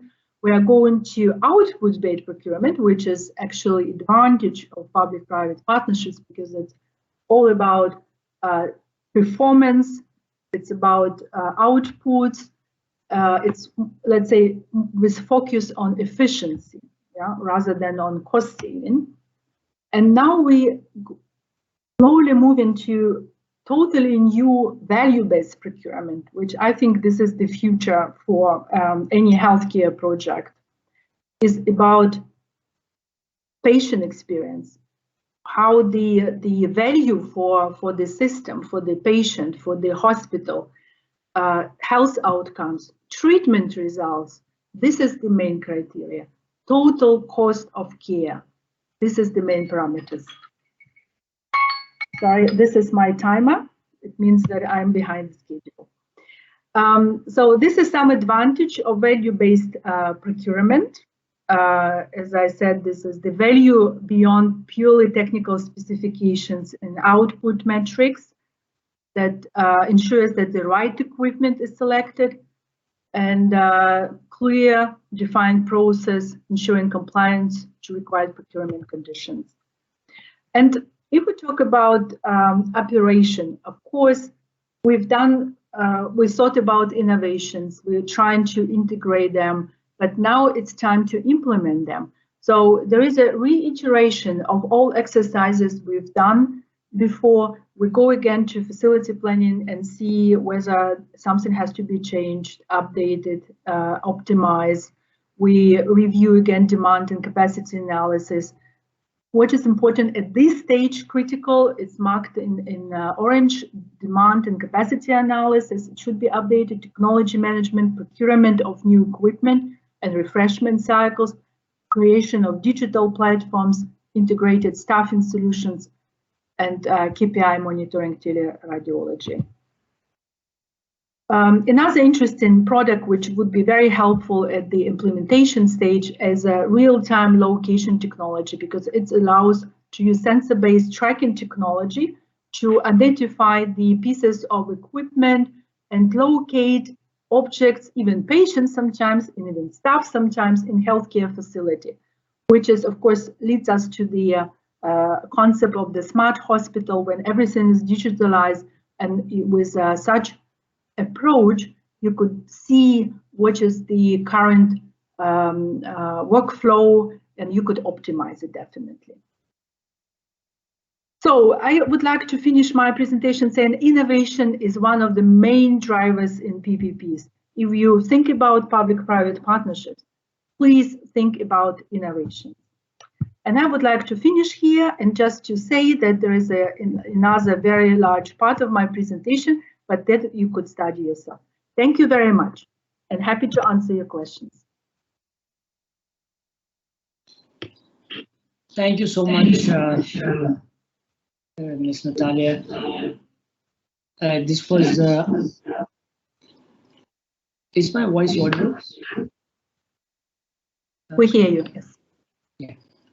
So thank you for a comprehensive presentation on, what Siemens is doing worldwide, and specifically your experience on the public-private partnerships is extremely valuable. I think while we'll come to the Q&A session after our next speaker, but just I think my take home has been that the emerging importance of AI and its application, artificial intelligence and its application in decision making to analysis to prediction, powered and compounded by the Internet of Things, the growing sensor network, and the abilities to kind of extrapolate the real to the future in terms of so I think these two hard technology components, which is also spoken about by the previous speaker.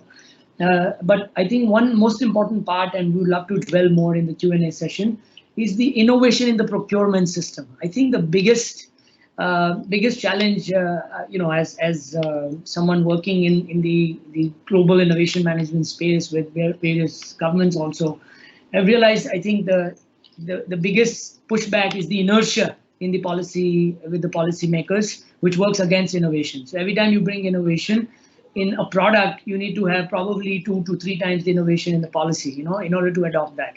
So we'd love to kind of dwell more and hear your responses on it. Thank you for your wonderful presentation. I would like to go to our third speaker, and I think it's beautifully weaving into the fact that we started with the science, and then the technology engineering part of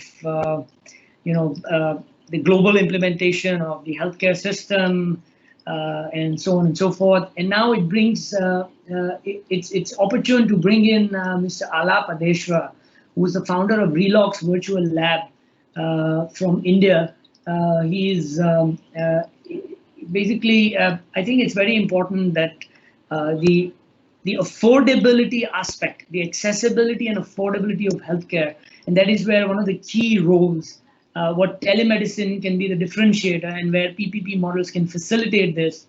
I think the affordable access to healthcare, that's the bottom line. So Alap is working on one such initiative called Relox Virtual Lab, and it's basically so Alap is an emerging entrepreneur running a successful healthcare business for more than 10 years.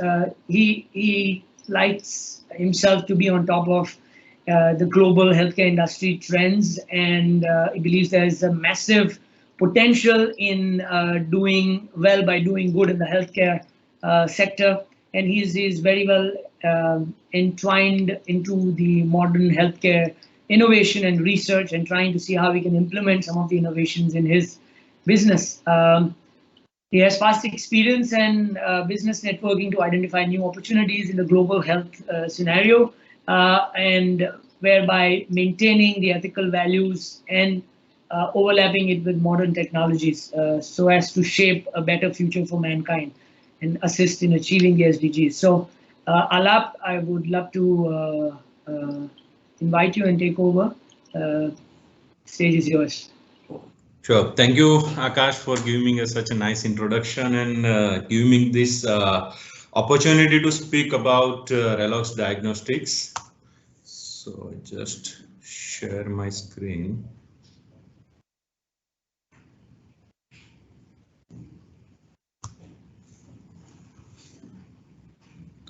So am I able to all? I love the screen right now we are seeing is the agenda. It's not your presentation.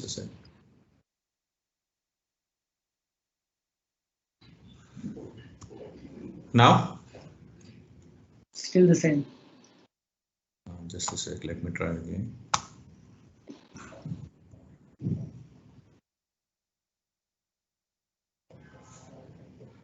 Now, can you see the screen? Now we can see the screen.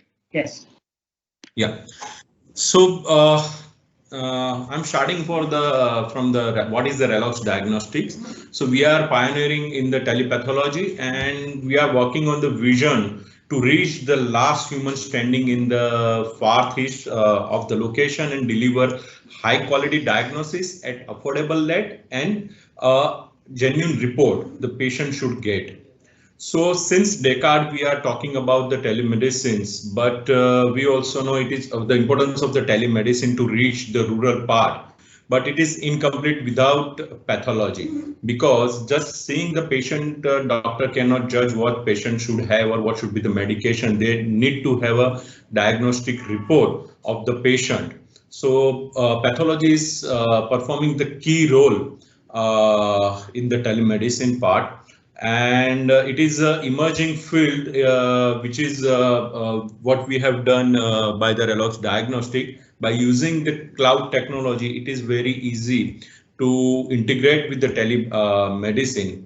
And success of telemedicine is for the remote rural area to reach every patient, which is play the key role. And which we are trying to filling that gap between the telemedicine and the patient. So the importance of telepathology in the global healthcare means the clinical pathology is performing the key role to identify various diseases and the critical illness. But the thing is that it does not reach to the major population in the world because it is a lack of unavailability of the diagnosis center. And why it is there are more number of diagnostic centers are available, it is unavailability of the qualified pathologist, and which is the world over, all the people are all the countries are facing these challenges. And the pathology reports right now, the thing is that it will get to get the reports in the rural part, it will take at least 1 day or 2 days to get the reports. So which delaying the starting the treatment and the medication of the patient. So here the RELOX is a pioneer in telepathology, which the complete practice layer prior to the telemedicine. And it the technology which play the key role to early diagnosis and the quick treatment and the faster cure. So I just demonstrate here what is the conventional thing right now happening in the most of the rural part in the world. The patient will go to the rural doctors or the health center where the doctor will advise them the particular test. So he need to visit the nearby center, or will depending upon the collection center where he will get the report after 24 hours or 48 hours. And then he will go again with the doctor for the medication and start the treatment. So here what the RELOX is doing, we are proposing that we are in every health center, we are installing the lab over there.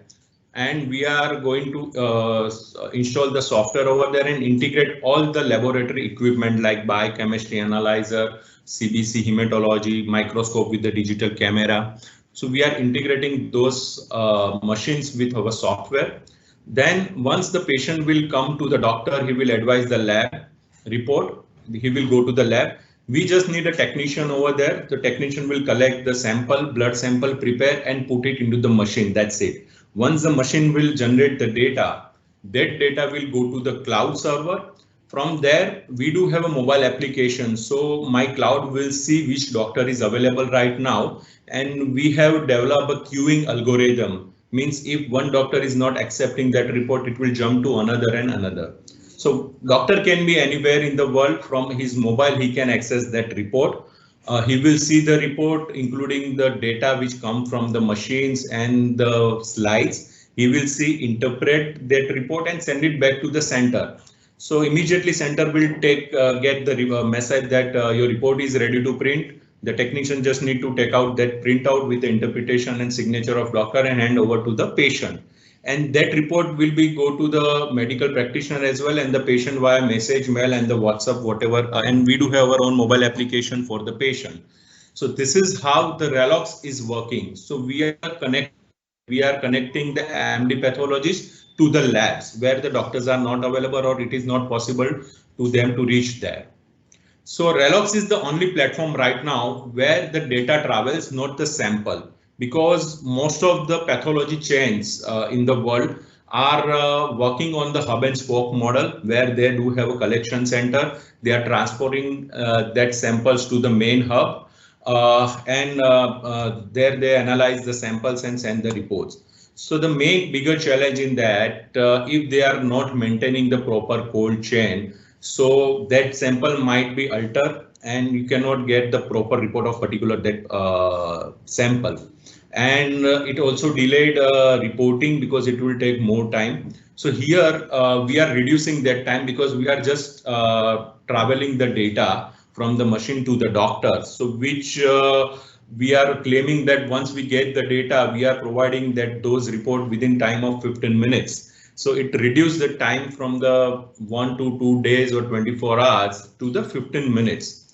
And Relox also contributes, this system is also contribute to the reduce for the carbon emission, because here doctor did not need to travel to the different labs. At any point of time, he can access those report from his mobile and doing the reporting. So it is cut down time for the traveling to the doctor, as well as it is reduced time to travel the samples also.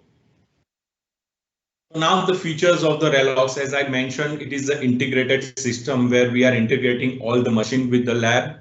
We do have a QC validation in that. So every morning my system will check the QC quality control of the machine, whether it perform well or not. We do have digital pathology. We are integrating all the microscope with our system where we can transferring all the slide picture as well as the video of the picture to help doctor to interpret. We do have a proprietary this application for the MD pathologists and the data analytics and the data storage on the cloud. So we have done a certain pilot project with the Tata Trust as well in the Uttar Pradesh, Gorakhpur, which is the largest state in the India. So what we have done with the Tata Trust, we have set up a small lab, the basic lab in the mobile unit. There, the mobile unit every day they move to different small towns of the state, even having a less than population of the 2000. So every day they are doing the pathological reports of the patient. Straight away they were giving the reports as well as the medication to the different small towns.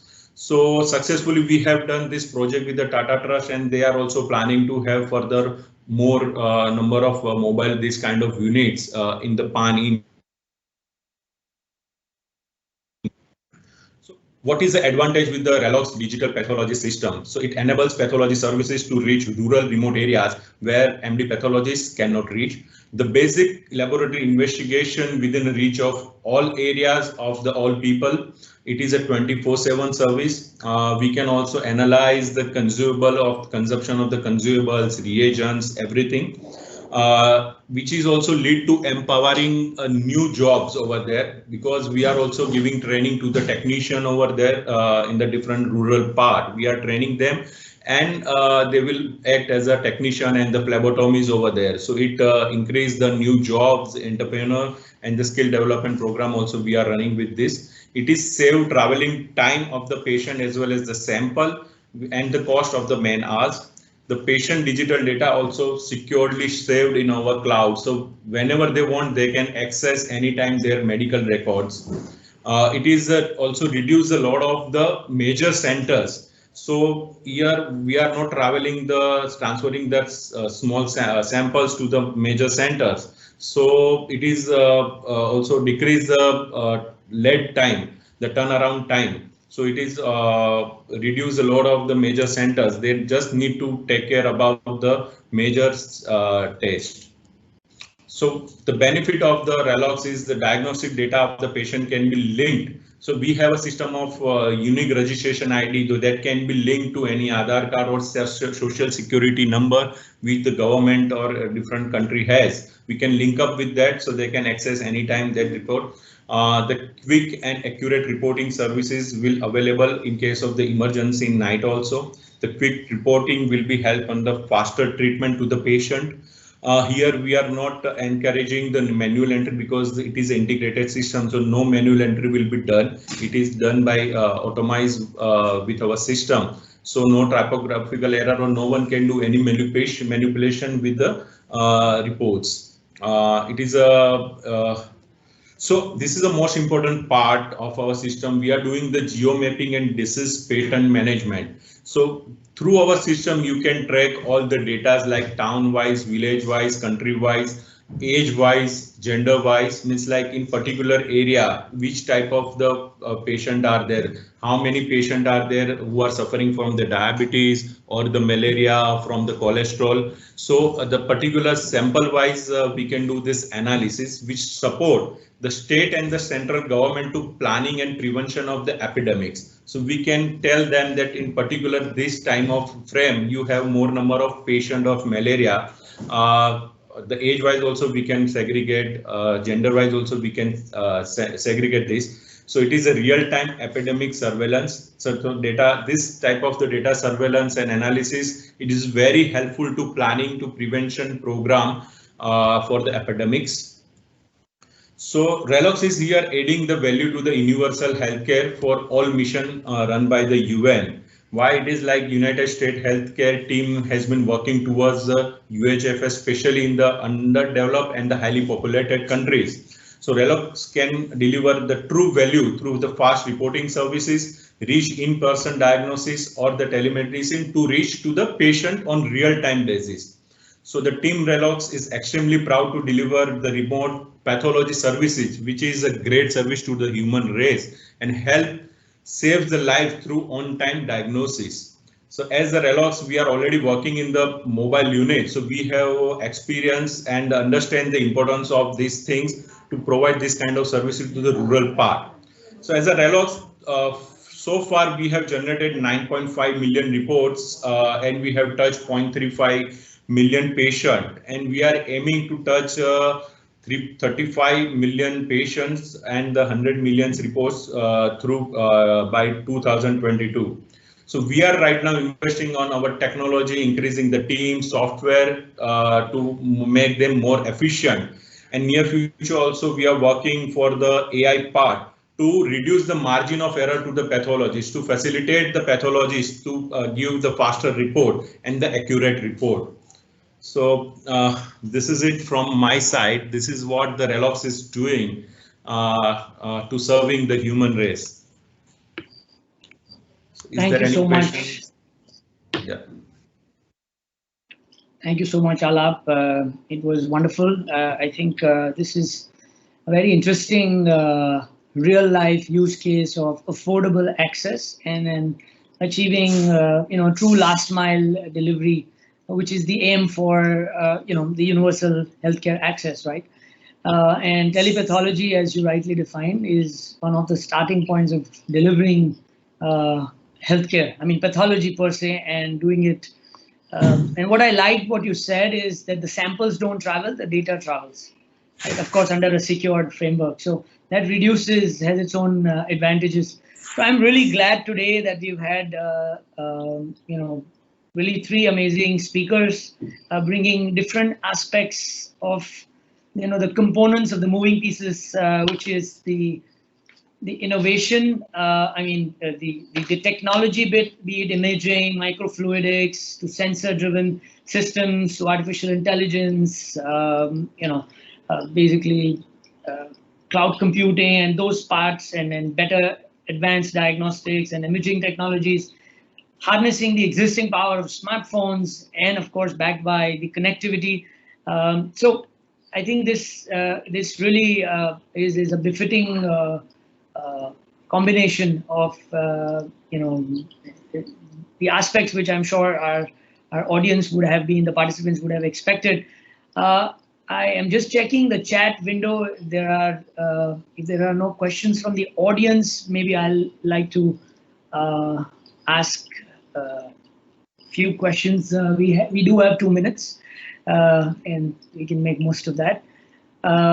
So I don't see there are any other questions. So my question first to Dr. Daly, that, you talked about some really very path-breaking sounding innovations and inventions, which you spoke about, which can do things. What is typically, in your experience, the commercialization time window, in terms of, and the challenges which you foresee, not just the fund, but, from an adoption standpoint? And then I'll come to Natalia as well quickly on, okay, sorry, Dr. Daly, go ahead. Oh, thank you. It's an excellent question, and one I'm struggling with on a number of projects. And it often depends on the seriousness of the medical decision that has to be made. So as the classification of the device increases, as the regulatory scrutiny increases, then the level of investment also that you require to get through that phase and check its safety is enormous, and that keeps increasing. So it's the challenge for those really important life-saving decision types of tools, those ones that we're looking at, they are slow because of the regulatory pathway. And the reason, I mean, that's important, we have to follow the right pathway, but the reason why it's often slow is that public-private partnership link is not always laid out. So what we find is we end up doing a lot of the research to a point where we've got a proof of concept. Then we have to restart the journey on in the right environment that will be acceptable for regulatory approval. So we need to try and find very new facilities compared to what we are capable of having in a university. And then you start those experiments again in the right environment that will go towards approval. So that really dramatically lengthens the time from concept to patient.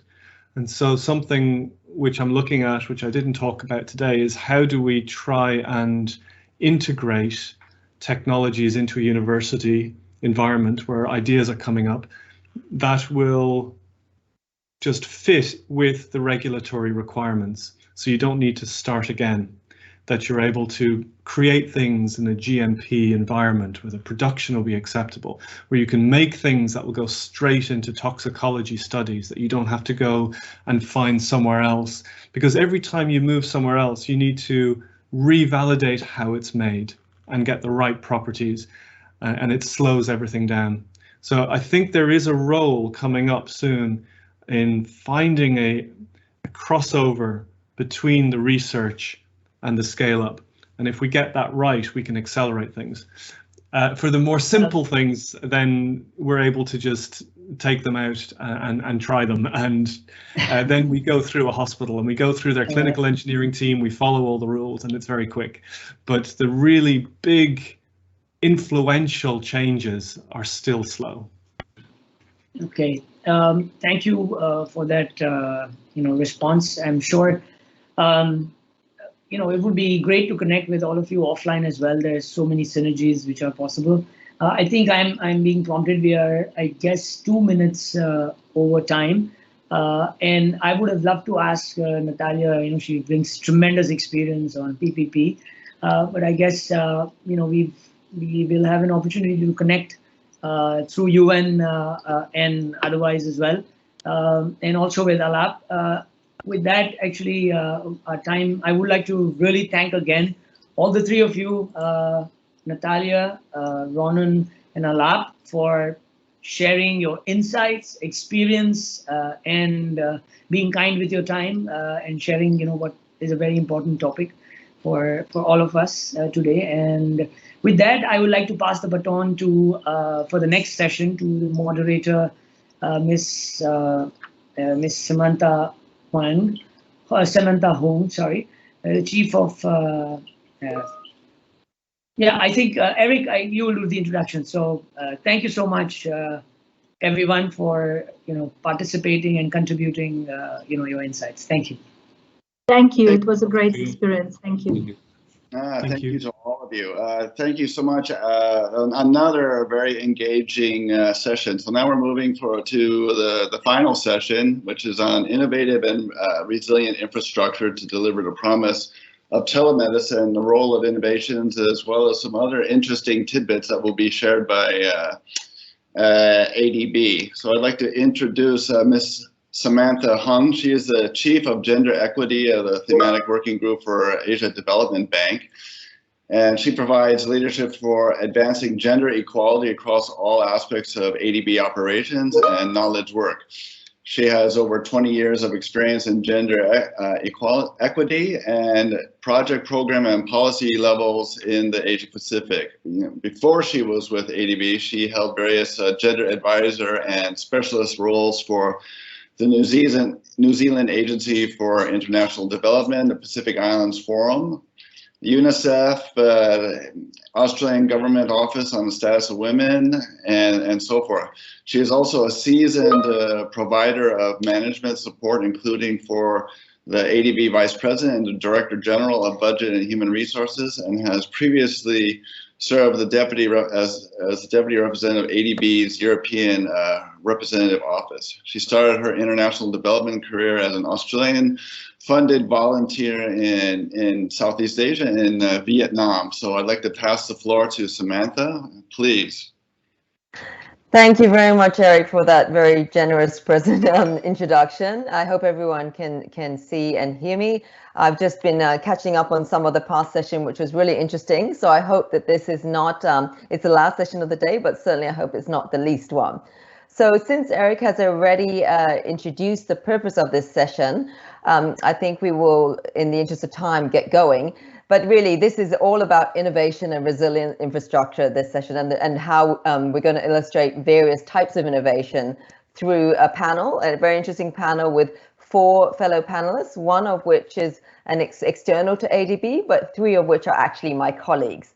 So without further ado, let me please introduce the first panelist, and I would encourage him, please, to put in his camera. So this is Mr. Stefan Videv, and Stefan is the Director of Engineering in Li-Fi Research and Development Center at in the Department of Electronic and Electrical Engineering at the University of Strathclyde, UK. I hope I've pronounced that correctly. So Stefan brings lots of expertise in electrical engineering and computer science, communication systems and electronics. He did a PhD from the University of Edinburgh with a thesis called Techniques for Green Radio Cellular Communications. Very interesting topic, and he's currently the Director of Engineering, as I said, with a Li-Fi R&D Center. So over to you, Stefan. I understand you're going to share your presentation, so I will leave that fully to you. You have about 10 minutes. Thank you, Samantha. Thank you, Samantha, for the kind introduction. I hope you can hear me okay, and hopefully you can see my slides right now as well. And so without further ado, I have the pleasure today to talk to you about Li-Fi and how we think we can help bridge the digital divide in a secure and sustainable way. So first, I'd like to say a few words about the Li-Fi Research and Development Center. So we're a research center dedicated to accelerating the development of Li-Fi through engaging with industry.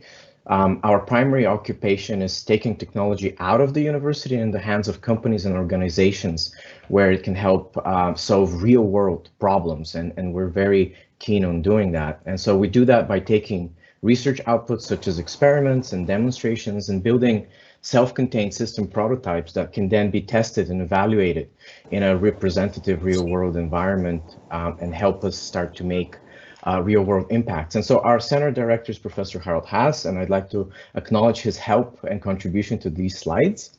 Our center is primarily funded through competitively won government grants and industrial projects, and we have a team of more than 15 team members, and some of them you can see here on the bottom left photo, which unfortunately is woefully outdated. And we're based in these 2 wonderful buildings that you can see on the bottom. One of them is based in Edinburgh, the other one in Glasgow.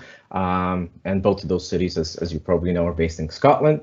And last but not least, we've spun out a company called Pure Li-Fi, and they're in the business of building indoor communication systems. And I'll touch upon that topic a little bit later in my presentation.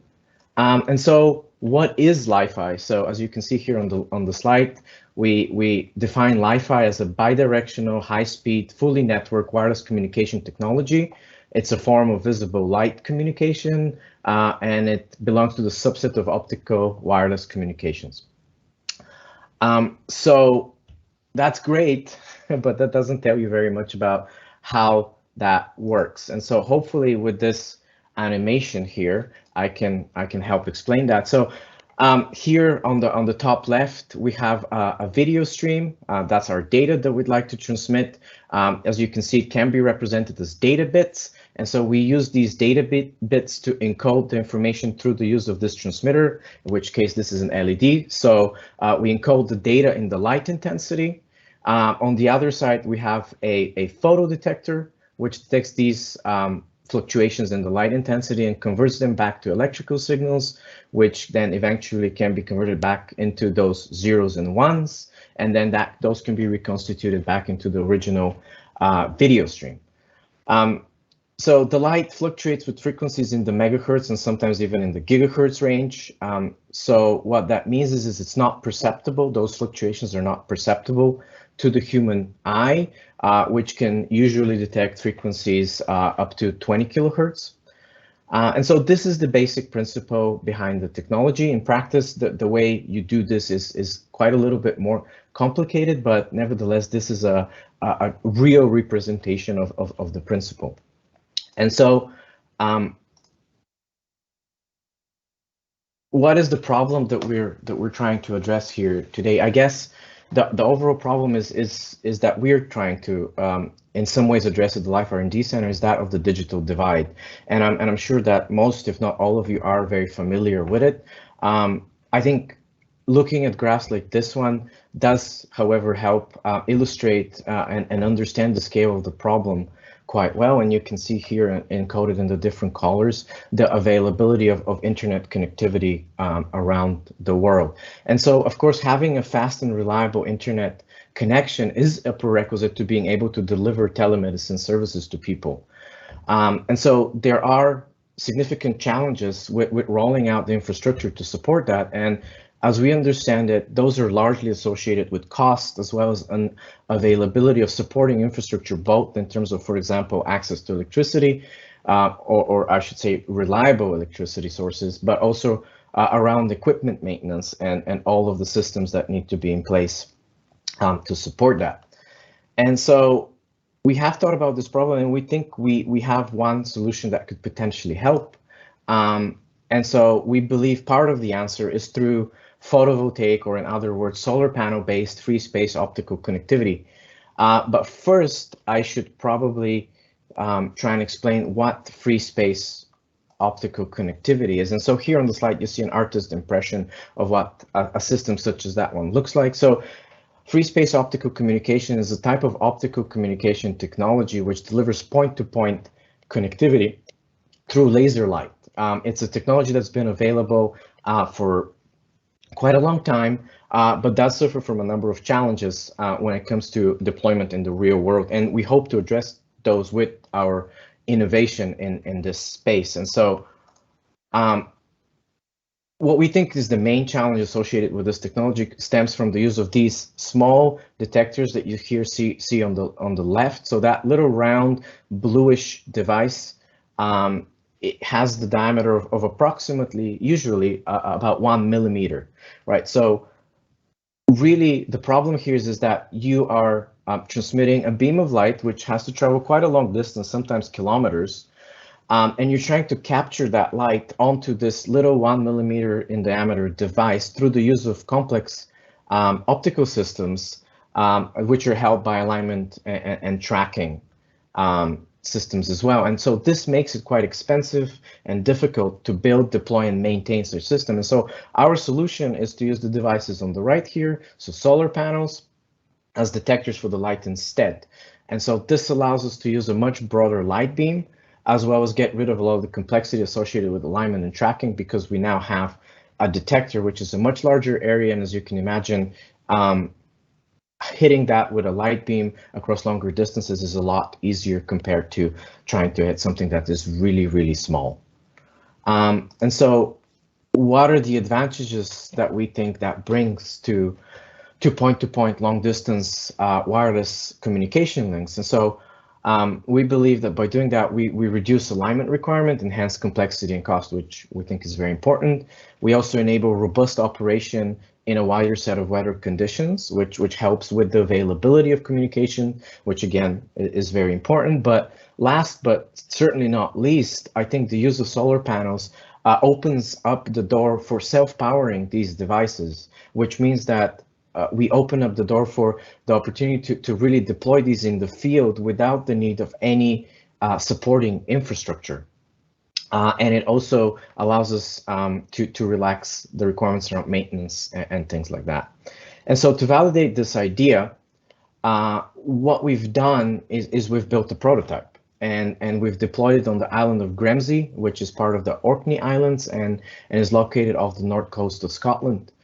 So this is a wonderful place, which unfortunately suffers from very changeable weather as well as really poor internet connectivity, which makes it perfect for the testing of the operation and the limits of operation of our prototype.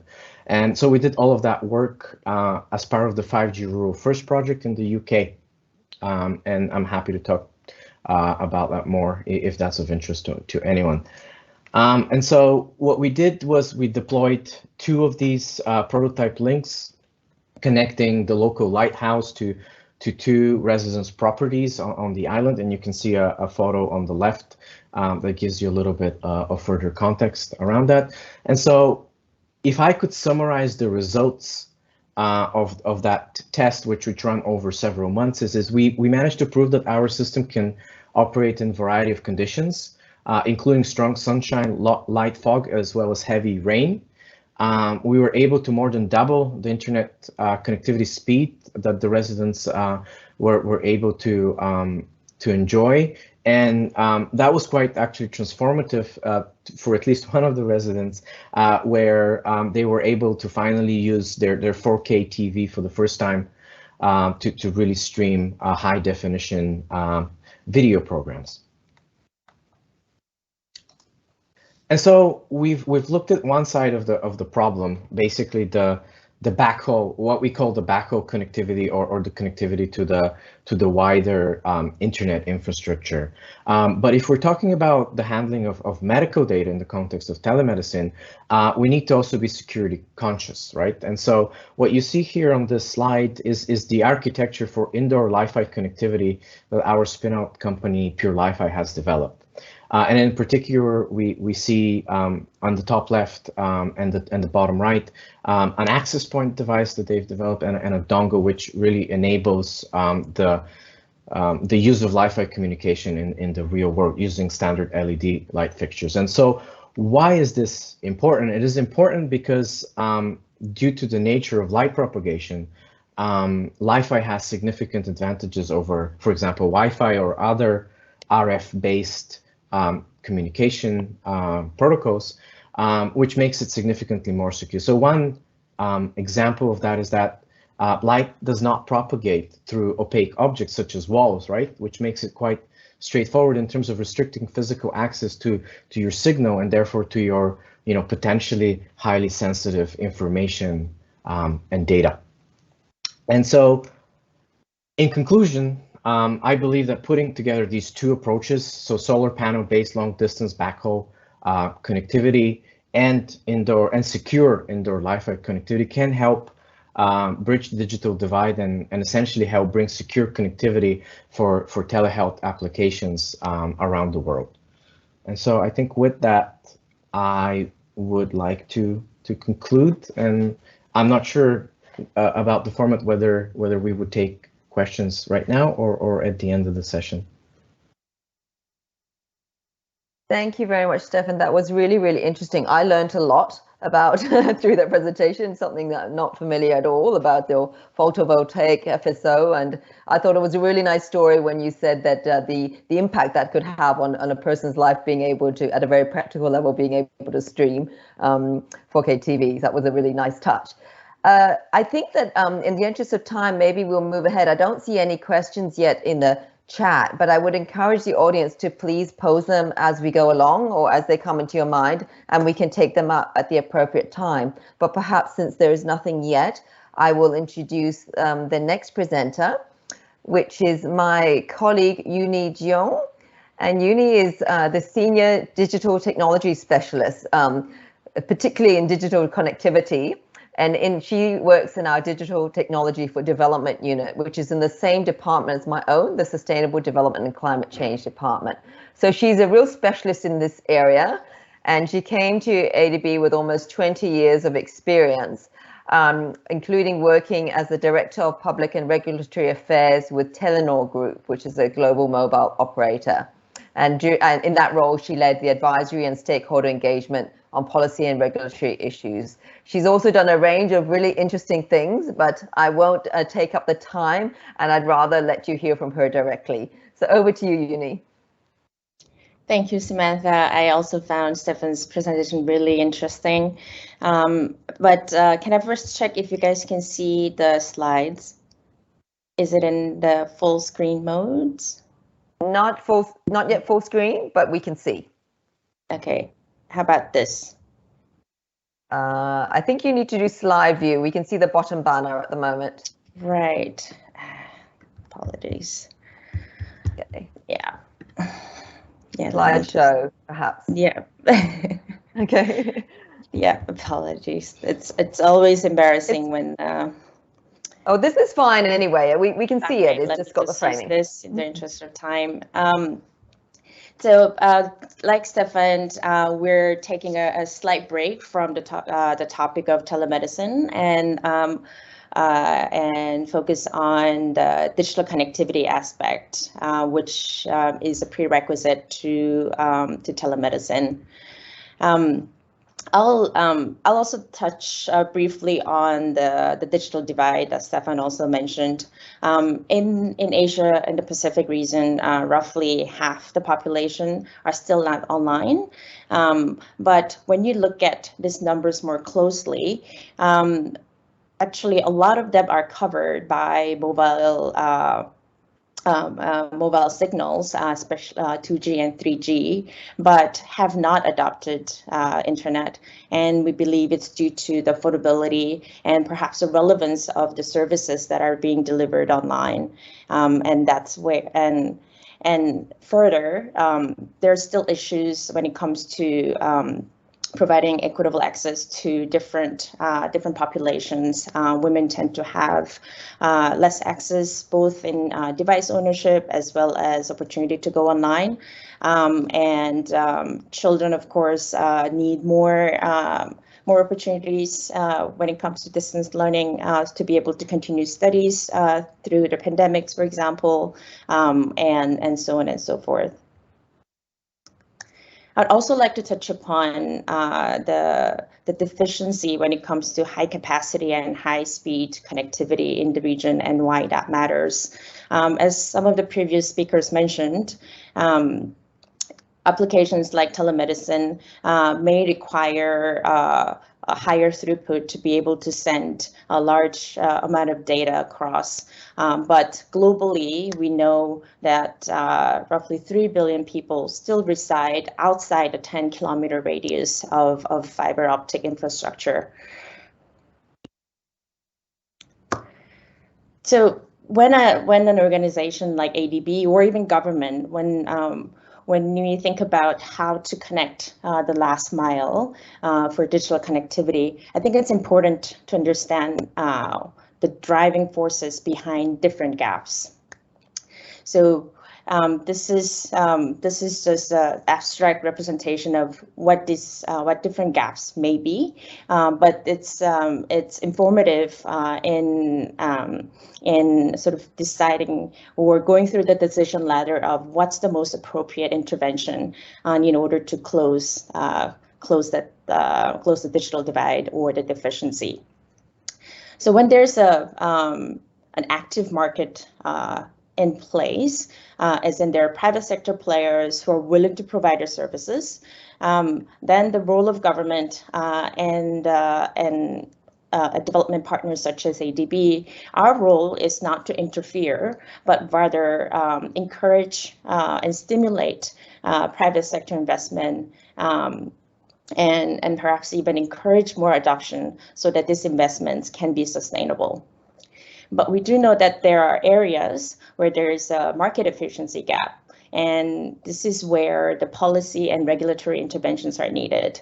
Players like ADB would typically do this either by providing technical assistance or results-based lending. And when in the area of digital connectivity, this would be areas such as licensing for different players, those who can actually provide communication services in different localities, spectrum management, those who have right to use the radio spectrum, which is crucial in providing wireless communication services, or even infrastructure sharing, whether it's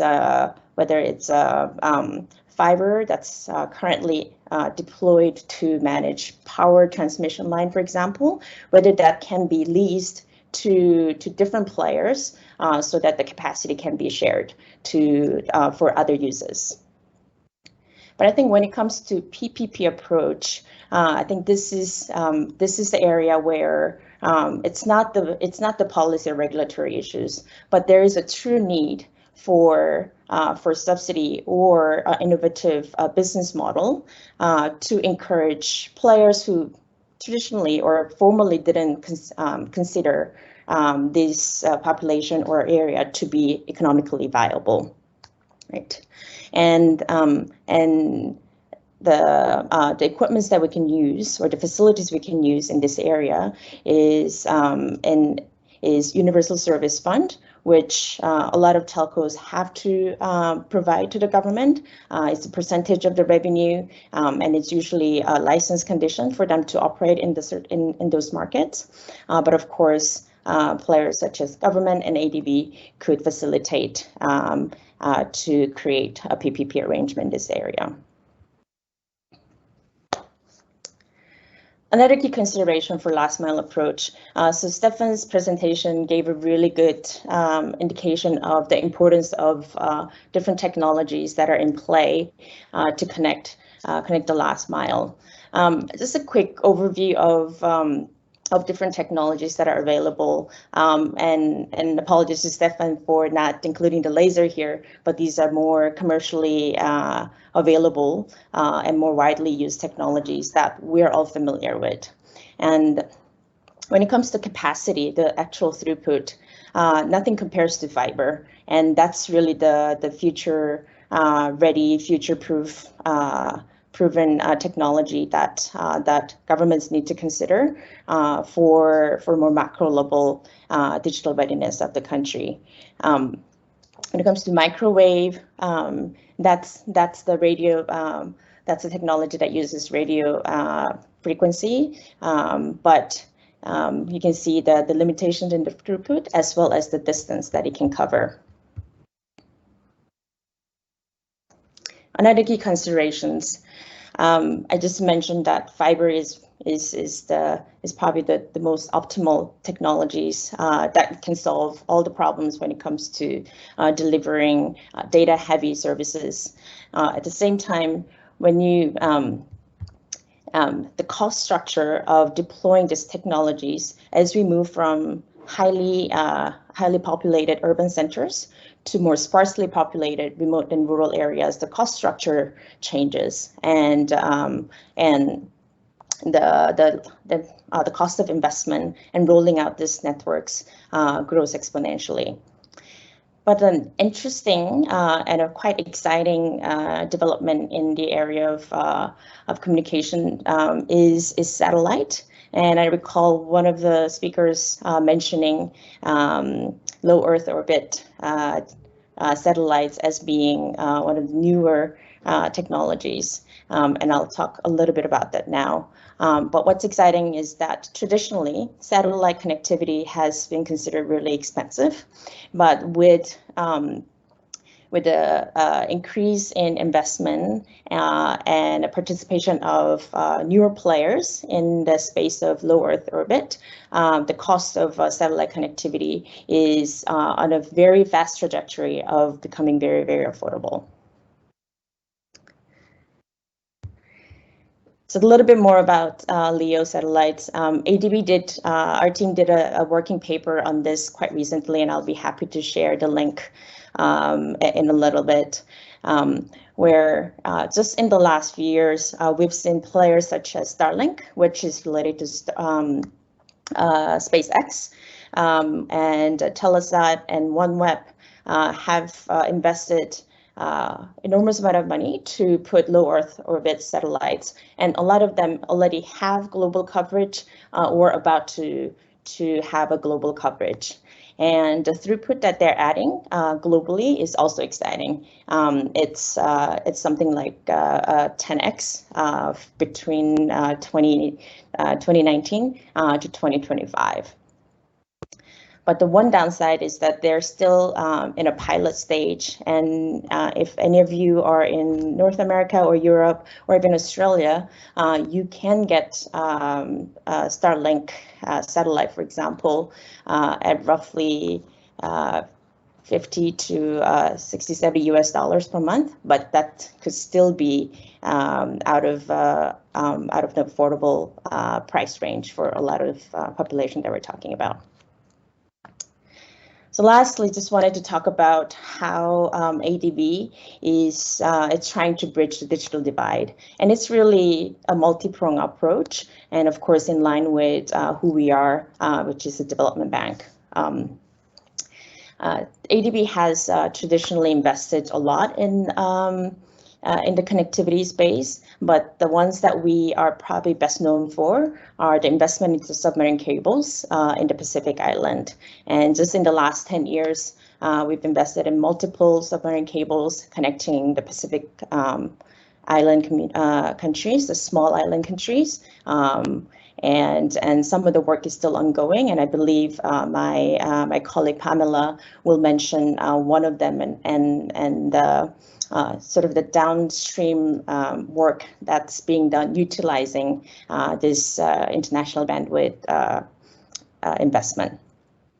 And recently, ADB also invested in Pacific, which is a satellite company, not low Earth orbit, but geosynchronous satellite, which flies a bit higher, but is currently providing high speed and low cost broadband in the Pacific Island as well.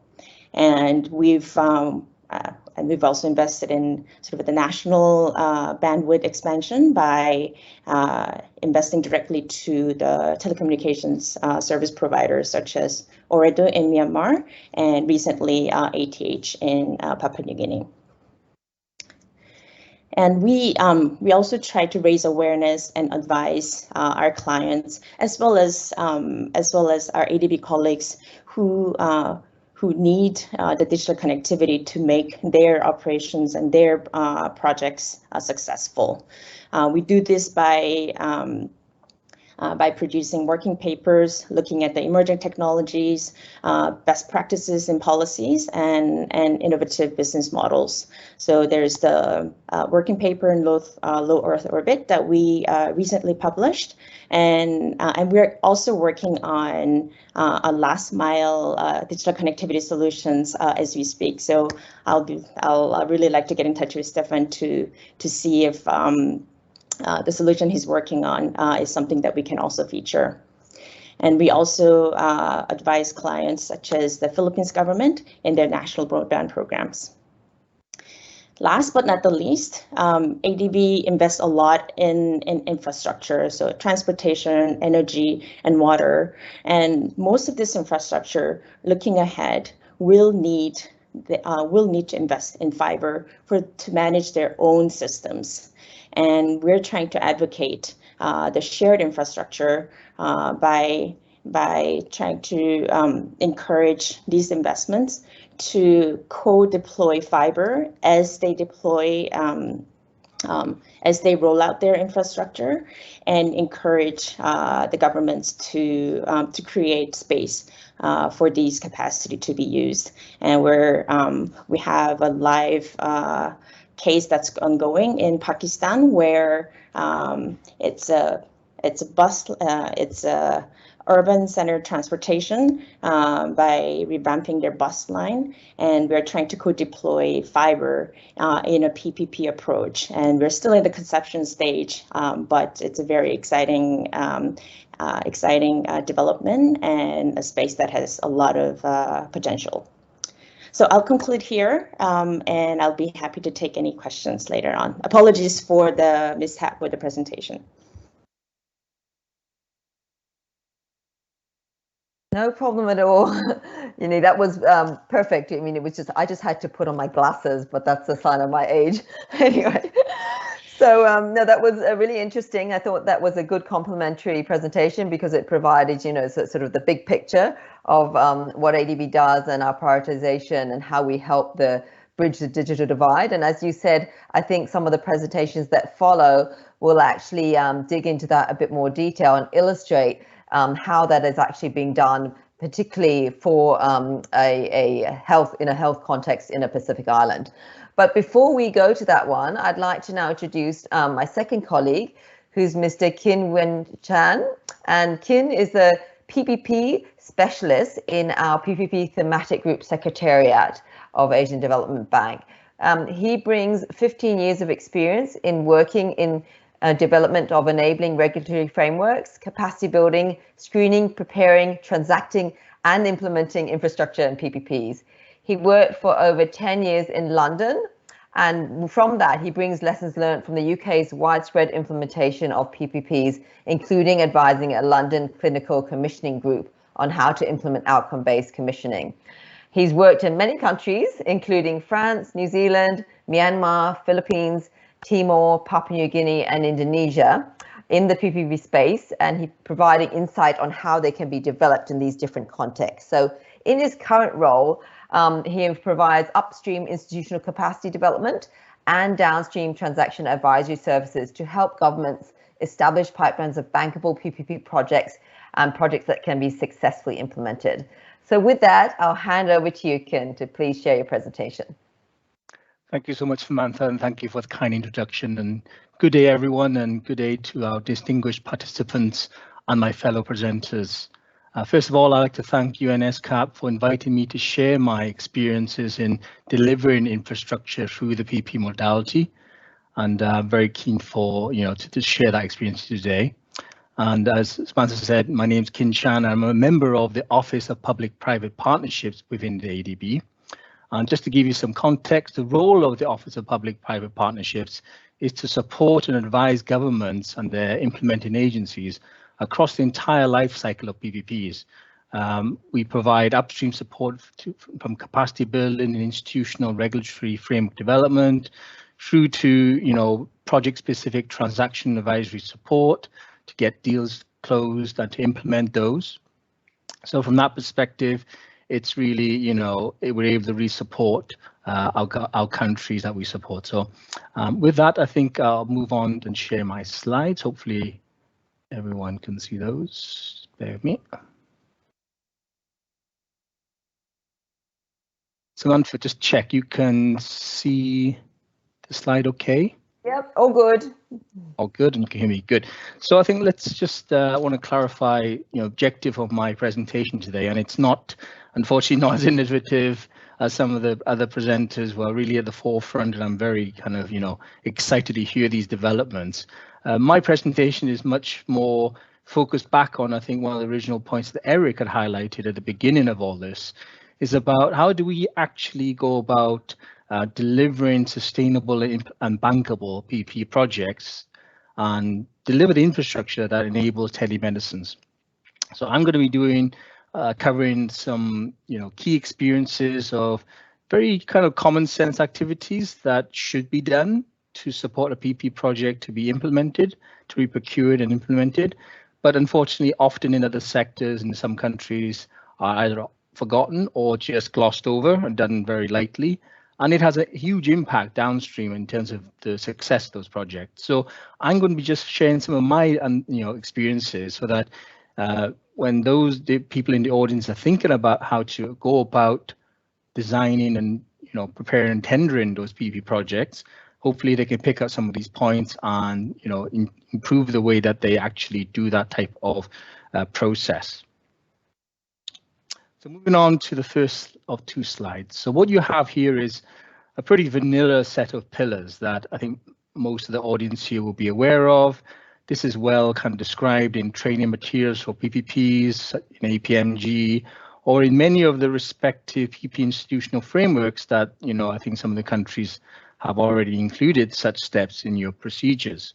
So I'm not going to go through the process. I'm assuming that I think most people have these.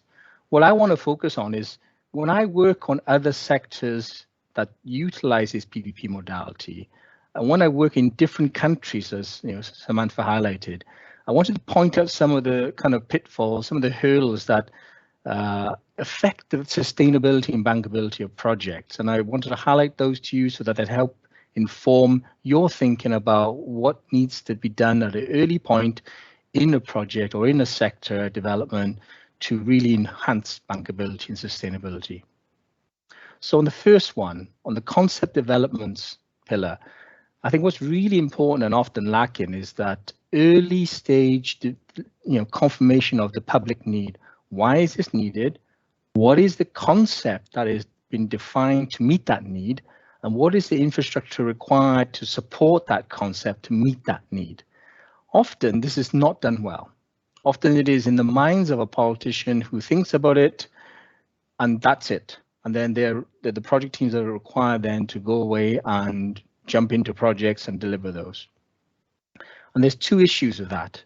One, from a private sector perspective, this does not give confidence to the private sector that a government or a subnational government really understands what it's trying to do in terms of the strategic path it wants to take and the role of the private sector to support that path. If you look at it from a private sector perspective, they want to understand that they can have confidence that when they're investing their monies into business development, into bidding for these projects, they want some comfort that the government really knows what it's wanting and why and how and when. So this step is critical and often forgotten.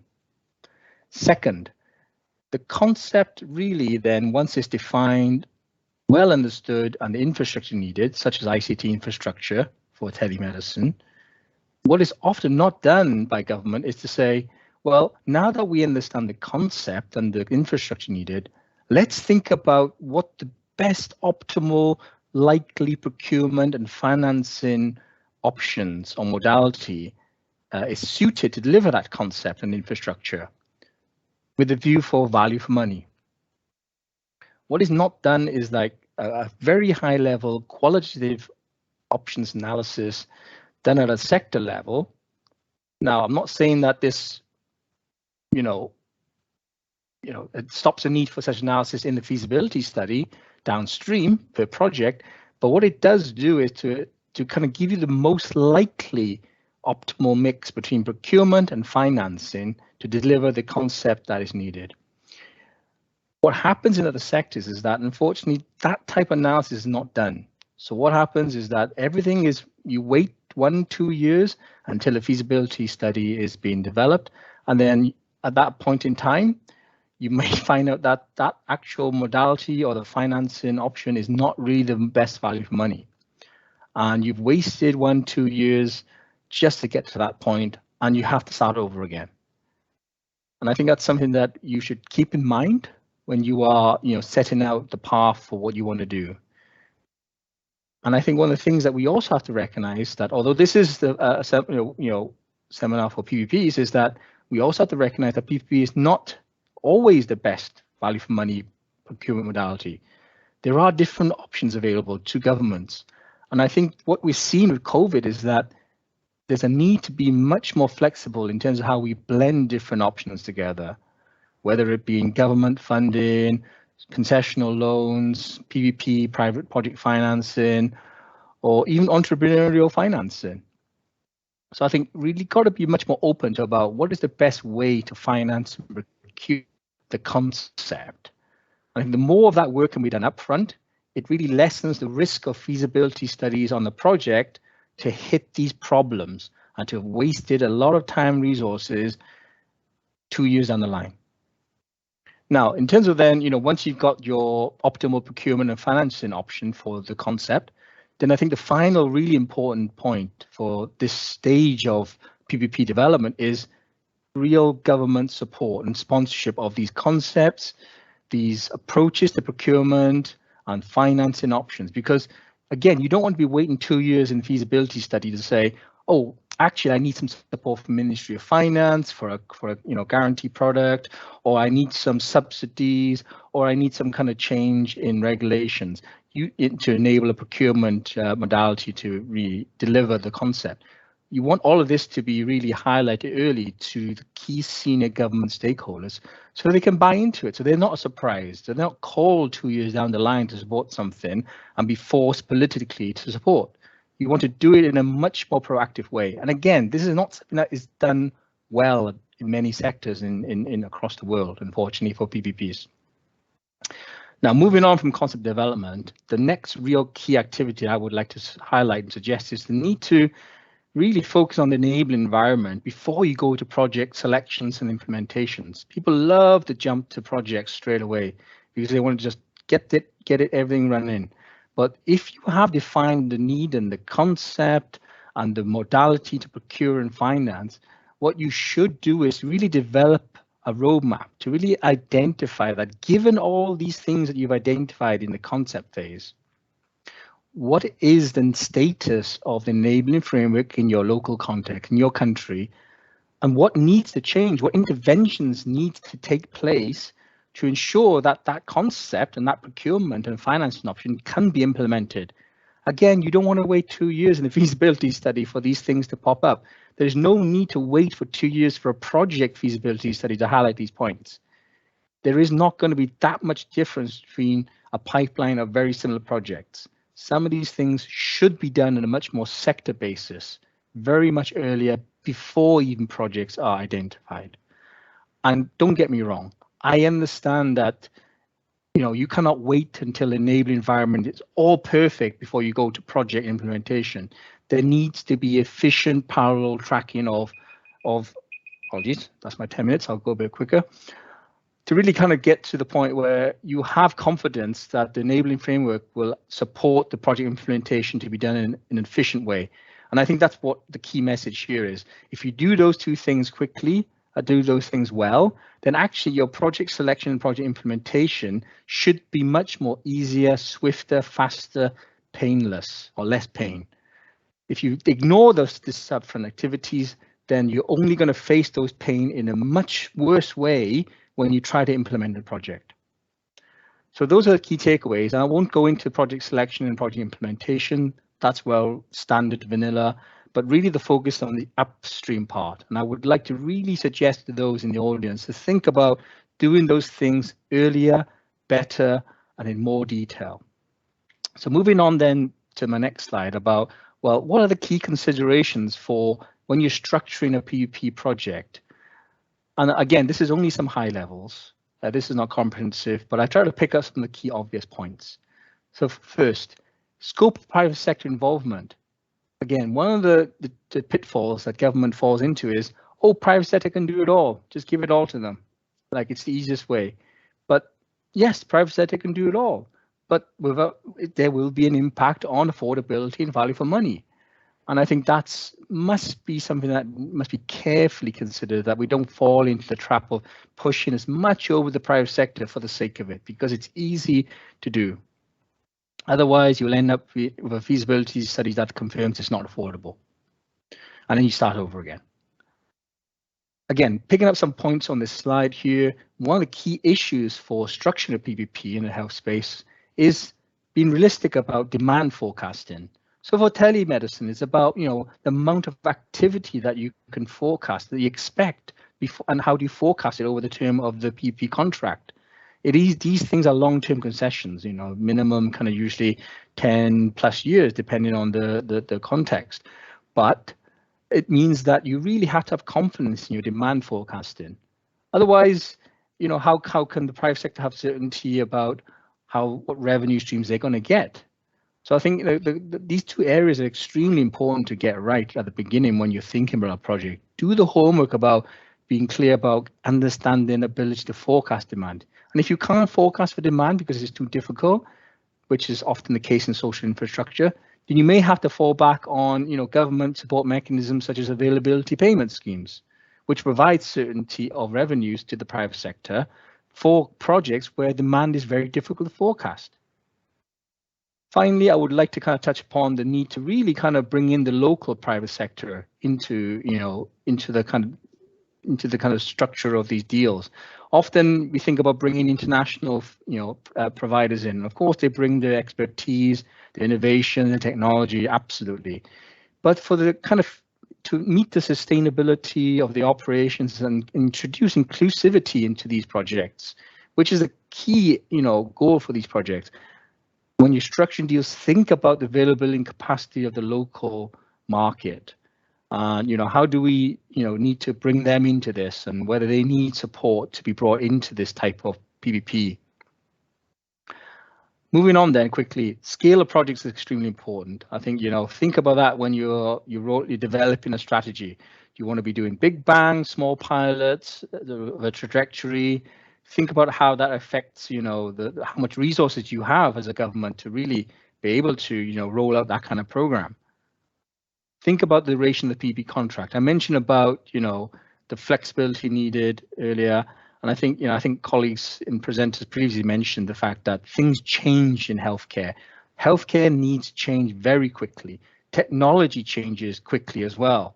So when you don't tie yourself into very rigid contracts, the UK learned a lot through the PFI health PFIs they did, where many, unfortunately, you know, contracts were so rigid that after a while, it was quickly clear that they did not actually serve the needs of the users, but the contracts were too rigid to change. And therefore, they became not value for money. So really be careful about designing a contract that gives you the flexibility to flex to the needs of the user. Finally, this is a big trend in PPP across all sectors, is that a growing recognition that a PPP contract should not be considered in isolation to the upstream and downstream interfaces that it has. So if, for example, we're talking about ICT, PPP to support telemedicine, you know, the infrastructure is there to support the collaboration with, you know, specialists and doctors in public hospitals or private hospitals in large cities. But I think what really important is to think about, well, however you're going to enter in a collaboration agreement with those city-based hospitals, how does that kind of be designed and back to back with, say, the PPP contract for the infrastructure? These things have to work together and be dovetailed. Otherwise, you end up with an ICT project which ticks all the boxes, looks great, but you don't have anybody to use them because there's not enough physicians or specialists, because that aspect hasn't been dealt with properly by government. And similarly, the ICT contract might be perfect, but the reliability of power and communications is not there to ensure consistent quality of service. So these things may not be part of the scope of the PPP, but they are so important that they must be well considered, for example, when you are designing a strategic plan for the sector, when you are developing feasibility studies for a project. Otherwise, you don't want to find yourself with ICT solution that sits there and it's not used as you hoped, and therefore it does not deliver the original concept, it does not deliver the value for money, and it does not deliver against the public needs. So I'll stop here, and hopefully that was helpful. Back to you, Samantha. Thank you very much, Ken. True words of wisdom, obviously lots of experience, and we really appreciate you walking us through the whole concept and how through to how to execute and how to actually structure. And key messages I heard from you were, you know, the need to contextualize locally to the market, scale, and dovetailing dependent interfaces. And so I learned something from that presentation as well. So I know we're quickly running close to time, but I would like to move on quickly to introduce my colleague Pamela Wyatt. Pamela is a Principal Public Management Specialist in our Pacific Regional Department, and she works on projects around the Pacific, including in Papua New Guinea, Fiji, Tonga, and Kiribati. And they range from projects such as large budget support programs focused on public finance management to smaller health projects. And before ADB, she was in the private sector in Australia and the Philippines in the banking sector, and she's also had her own business in the past. She comes originally from a background of study in politics, economics, history, and sociology, but she has since gone on and done postgraduate degrees in change management from the Australian Graduate School of Management, and she's also about to finalise a Master's in Public Financial Management from the School of Oriental and African Studies in London, otherwise known as SOAS. And I'm really happy because Pamela is going to be presenting something with a very strong gender focus, which is very close to my heart in my role. So I introduce her to share that with you. Over to you, Pamela.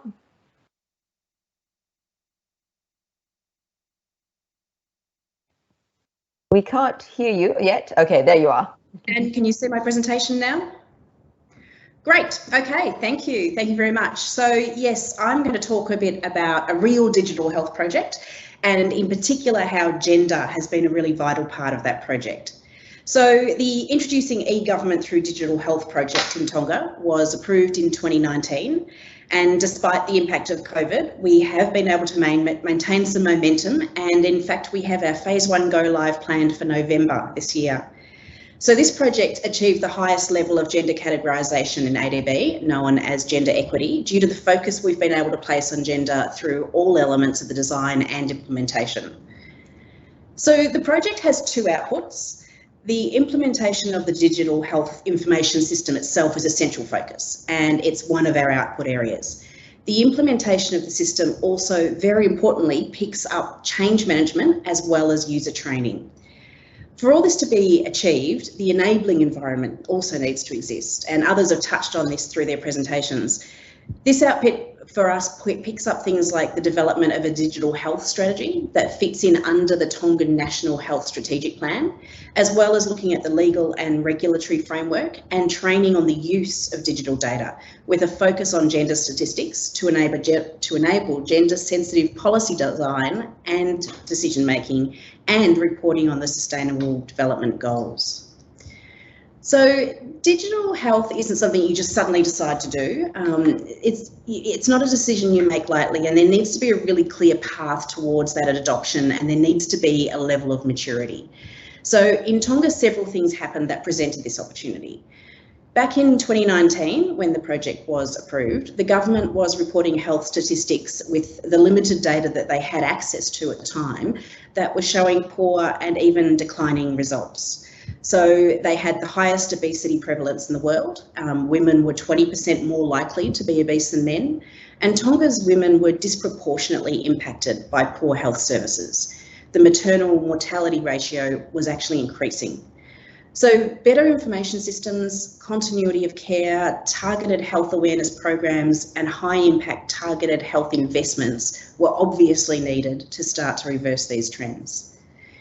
In 2018, I think Uni mentioned, the submarine cable initially connecting Tonga to Fiji came in, and sorry, that was 2013, and then it was extended in 2018 to the more remote groups of islands. Mobile data coverage, internet usage and access to mobile devices had all been steadily improving. In fact, today around 72% of the population are active social media users. In 2019, we were then seeing that Tonga had those foundations that could support a move to digital health, as well as a very clear need for it. So in designing this project, we wanted to not only provide a system to better manage patient care, but also to collect data for strategic decision making and be able to report on progress toward the goal of universal health coverage using accurate data. The system we're implementing is going to link all health facilities, all 5 hospitals, 12 health centres and 34 clinics right across Tonga. It also links into the Civil Registration and Vital Statistics System, the CRVS, which is located in the Ministry of Justice, by automatically pushing births and deaths data. This is a huge change from the current very manual paper-based system that exists now. So access to key healthcare is an obvious benefit to the whole population, but in particular to women. And this system will enable a health record that's going to be available in any health facility. And so a doctor will have access to your full medical history, including allergies, current medications, and other important information. And this is really vital, particularly in an emergency or when transfers of patients are being made between islands. So it is more than just an IT system. It isn't as simple as just buying a system and implementing it. The enabling environment I mentioned earlier starts high level with legislation and the government's own policy framework for digitisation, including the recently launched Tonga Digital Government Strategic Framework, which provides a basis for the shift from paper-based to digital data collection, storage and dissemination. Because Tonga is yet to finalise overarching legislative framework to support privacy, this project is actually paving the way in addressing how personal health information is going to be protected. We're currently drafting the Personal Health Information Protection Act. It's brand new legislation. And this legislation includes a requirement for a gender advisory committee to be set up to report to the Minister regarding gender issues related to the collection, use and disclosure of public health information. And also this committee must be made up of at least 50% women. There's also a clause in the legislation that provides specific protection for sensitive personal health information, which would include things like abortion, pregnancy and sexual abuse. Under that, however, is the day-to-day use of the system and the policies and procedures that need to be put into place to support the users of the system, both the health workers who are actively inputting information and accessing information, but also the patients whose data is being recorded. So some of the things we're developing policies around are data use. So who can access what data? So depending on your role in the health system, what can you see? But also how is data accessed? How is it stored? And importantly, how is it shared beyond the system? Data confidentiality, including regular audits to ensure the protocols are being adhered to, but also understanding that sometimes those special circumstances come up where you have to break the glass. We're also looking at identity management, so what patients and system users need to produce as authentication and how this fits into Tonga's current environment, that they have a national ID system and other systems of verification. And we'll produce some key documents, including a patient bill of rights, which we'll use as a communication tool for public awareness about how their personal health information is being managed, and also data sharing agreements for any external sharing, which might include research, for example. The project hasn't been without its challenges. To give you an idea of the geographical challenge, Tonga has a population of around 170,000 people and consists of over 170 islands scattered over 750,000 square kilometres in the South Pacific, somewhere around 2/3 of the way between Hawaii and New Zealand. So some of the challenges that we looked at, IT and internet connectivity. Like many Pacific Island nations, Tonga faces challenges retaining skilled IT workers. So a cloud-based solution seemed pretty appealing initially, but Tonga has experienced prolonged disruptions to its internet access caused by issues with the subsea cable from Fiji. So a cloud-hosted solution could have imposed significant risk. A locally hosted solution was seen as preferable and a lower risk option, although by no means risk-free. The project also funded IT infrastructure upgrades, including both network infrastructure to ensure connectivity where it was needed and new computers for healthcare facilities, as well as replacing a variety of older hardware. We aimed for a balance between quality, performance and cost, seeking to purchase hardware that would serve Tonga for many years without being prohibitively expensive to replace at the end of life. We're also exploring the possibility of putting local databases into each island group that would enable read-only access to patient records as a temporary measure if connectivity to the main data centre at the Ministry of Health was to be disrupted. Digital literacy challenges were a very real consideration. Basic digital literacy was really lacking in large segments of the workforce, primarily the nursing and administration staff, especially in the more remote areas. So we have embedded training on the basics of computer usage and common office applications as part of the project. And this also builds valuable transferable skills. So notably, many of the nursing and admin staff who receive this digital literacy training are women. And the project will help to advance gender equity in Tonga by supporting them in developing highly valued, transferable and employable skills. So deploying new computers will also help. In the past, IT infrastructure was a mix of computers, varying ages, different manufacturers, all running different versions of Windows. And this is really challenging for those who are not familiar with using computers, because everyone they encountered looks a little different and works a little bit differently. So deploying new infrastructure also ensures a consistent experience that helps those that are new to the computer usage to build their confidence. Resistance to change is always to be expected. We started holding workshops before we even engaged the vendor to start to assess the readiness and the challenges that we were likely to face, again, particularly on the outer islands. And change management is a major component of the implementation. When we assessed vendors who bid, we actively looked at their ability to deliver change management and not just training. Of course, COVID-19 had an impact. The project kicked off in February 2020 and the team arrived in Tonga, and we had orientations and kick-off workshops. And then in March, all the vendor staff had to leave Tonga and have never been able to return. So we had to recalibrate all our plans to be able to deliver an IT system in a remote developing country during a pandemic without any of the project team on the ground. So this has added a whole new set of challenges, and I'm very pleased to say that I think we managed that pretty well. Governance, to be honest, we probably could have done better. COVID priorities pulled people in all different directions, often at short notice. And despite Tonga having no cases of COVID, the necessary planning and preparation in case it happened, along with the border closures, has provided so much distraction and so many meetings that governance meetings often were pushed back down in the list of priorities. I feel we've now righted this and we're improving our ability to report and engage with stakeholders across the government again. The majority of health workers are female, and as I mentioned, they'll have access to training and upskilling, from very basic computer training to more specific system training. Capacity building, though, will not happen just in the Ministry of Health, but across ministries, so including the Ministries of Finance, Justice, and the Departments of Women and Statistics. So there's no point having health data if you can't use it and organise it and have it available to support policy discussions and decisions. The health information system will provide better health service delivery through continuity of care. A unique health identifier means information is confidential, which is of utmost importance to everyone, but particularly for women who, for example, may be a victim of gender-based violence. The health data the system will collect will allow Tonga to identify trends, track outbreaks, and be better prepared to act proactively based on real data. A voice in policy making for women becomes available with this strong and reliable data. The effective recording of births and deaths I mentioned earlier leads into better e-government through the CRVS system and will have an impact then on passport control, land ownership, driver licence registration, a whole range of things.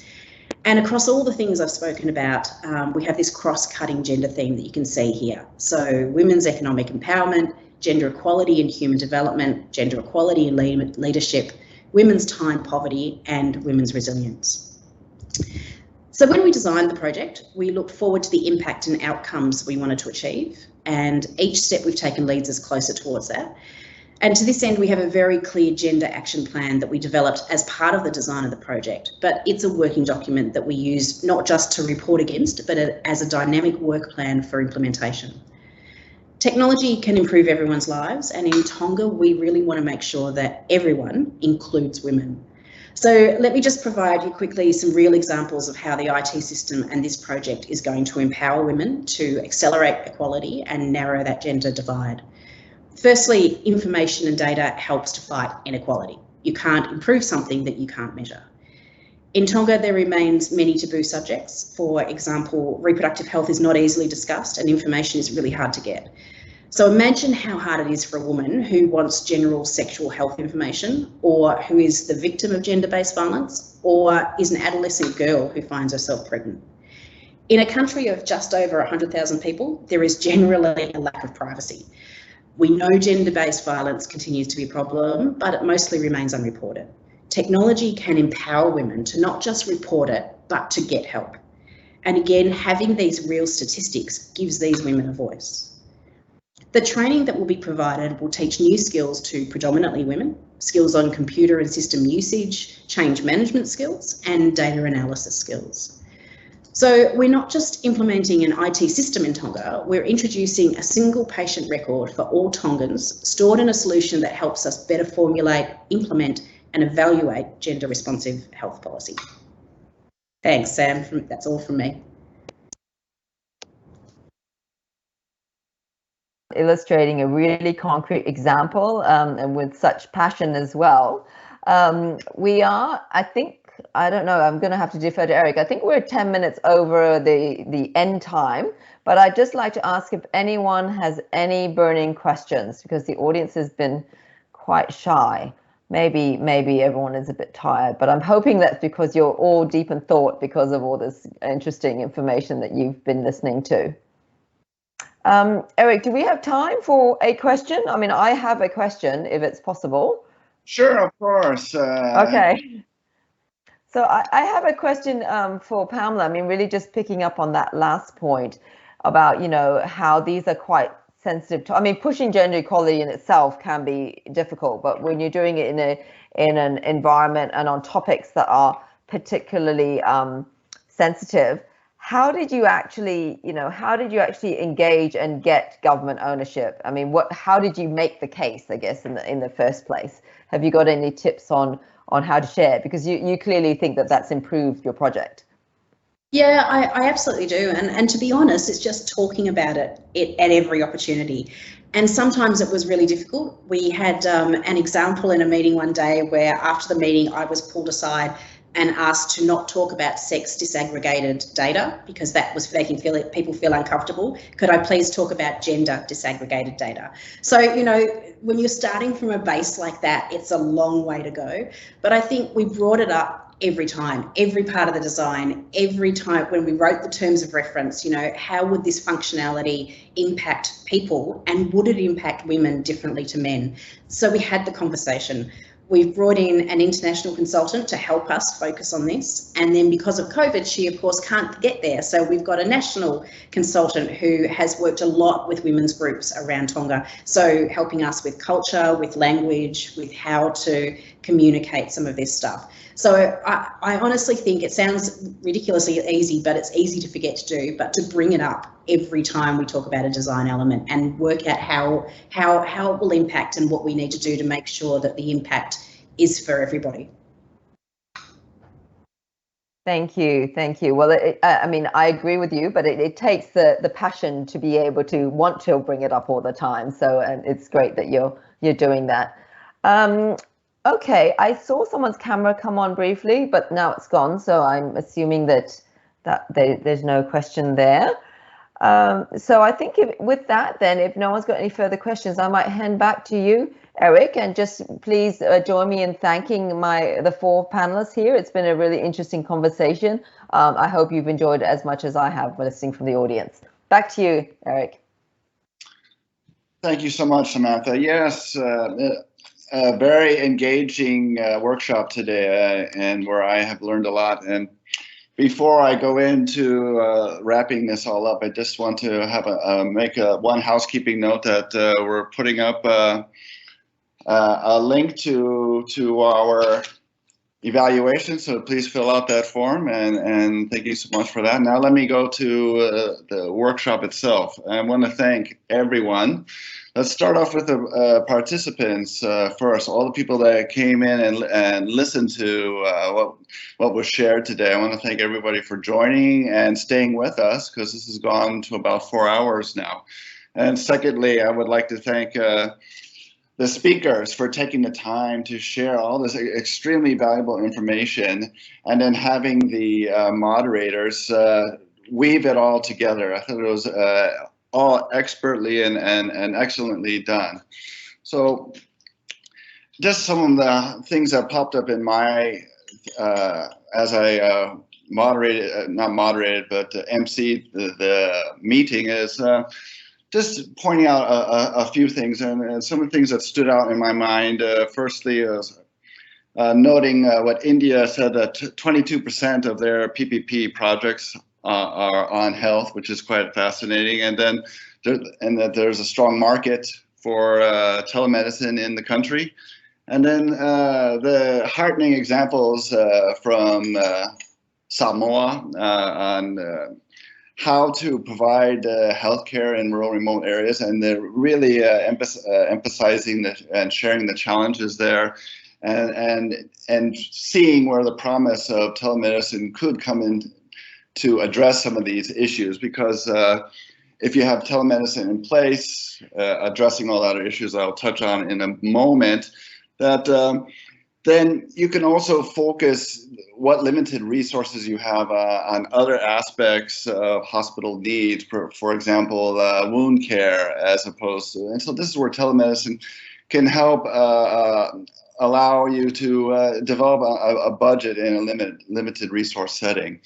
And then going on to what Indonesia had to say on the telemedicine implementation, the challenges behind this, and this sort of dovetails into what Pamela found in her work in Tonga. That there needs to be a number of IT professionals to maintain and keep such IT infrastructure going, and then digital literacy for the healthcare professionals, so that all this can work properly. And then moving on, looking at the very interesting aspects of that were mentioned, affordable diagnostics. And this has to be taken into account. And then also other things that popped up, the increase, how the increased rate of innovation and the importance of scale up are to advance innovation on the ground, all these key things, as well as how PPP and all this innovation can help leverage PPP in health. So, and then training on preparation of bankable healthcare PPPs, the importance of doing that so that a healthcare project that's working through the PPP modality will actually work together. And this is looking at my notes, all very critical. And then other things that popped up was the mapping of disease patterns. I thought that was very interesting. Now that all this technology is coming to fore and it's going to be in our hands, this is very interesting that we will see, we could have more predictability of what types of diseases are going to pop up in the future. And this is sort of, I guess you could call a co-benefit of telemedicine, which has been noted. It's been around for a while, but it's the innovations that are really driving it now. So, and then finally, as I go through my notes, are the addressing the costs to deliver connectivity, and things like Wi-Fi could actually play a role in such in the future. And then some interesting things brought up about how the private sector needs to have confidence that the government knows what it's doing in terms of developing an infrastructure project. So we talk about public-private partnerships, sounds so nice and easy, yet there's a lot of modalities that need to be addressed, and the communications between the public sector and the private sector are key, important to defining the need and the concept. And then also not to push everything on the private sector, affordability, and addressing the value for money and for inclusivity. And then also the engagement of the local private sector. And this is where inclusiveness comes into a project. Not that everything has to be a multinational that can address very local issues. So it's all very fascinating what came up today. And then also following up with Pamela, who had to wait a good 3.5 hours before she could share her presentation, giving us an example on the ground, the real challenges that were faced with providing digital healthcare to Tonga and some of the issues privacy issues that data could, women's data that could go out there in a small country such as Tonga, and the privacy issues involved when you simply need healthcare, but you don't want your privacy to be invaded, particularly on women's health. So all these things are all very fascinating. So I like the way the workshop flowed today, and I am very thankful to all of you for taking the time to do. And there it is. There's please. That's a technology thing. I'm not sure. You take your phone and you take a picture of that, and then you can send us your feedback. So with that, I wish everyone a very pleasant afternoon, morning, and evening, and thank all of you for taking the time today to really help us address this issue. And then we want to look at how we can also move this forward, so this isn't a one-off workshop, that we can look at ways of moving this ahead, including pilots and so forth. So with that, I'd like to thank everyone and wish you the very best rest of your day, and take care.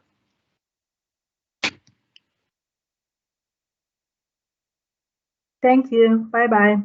Thank you very much. Thank you. Bye-bye. Thank you, everyone. Thank you. Thank you. Thank you, everyone. Thank you, Eric.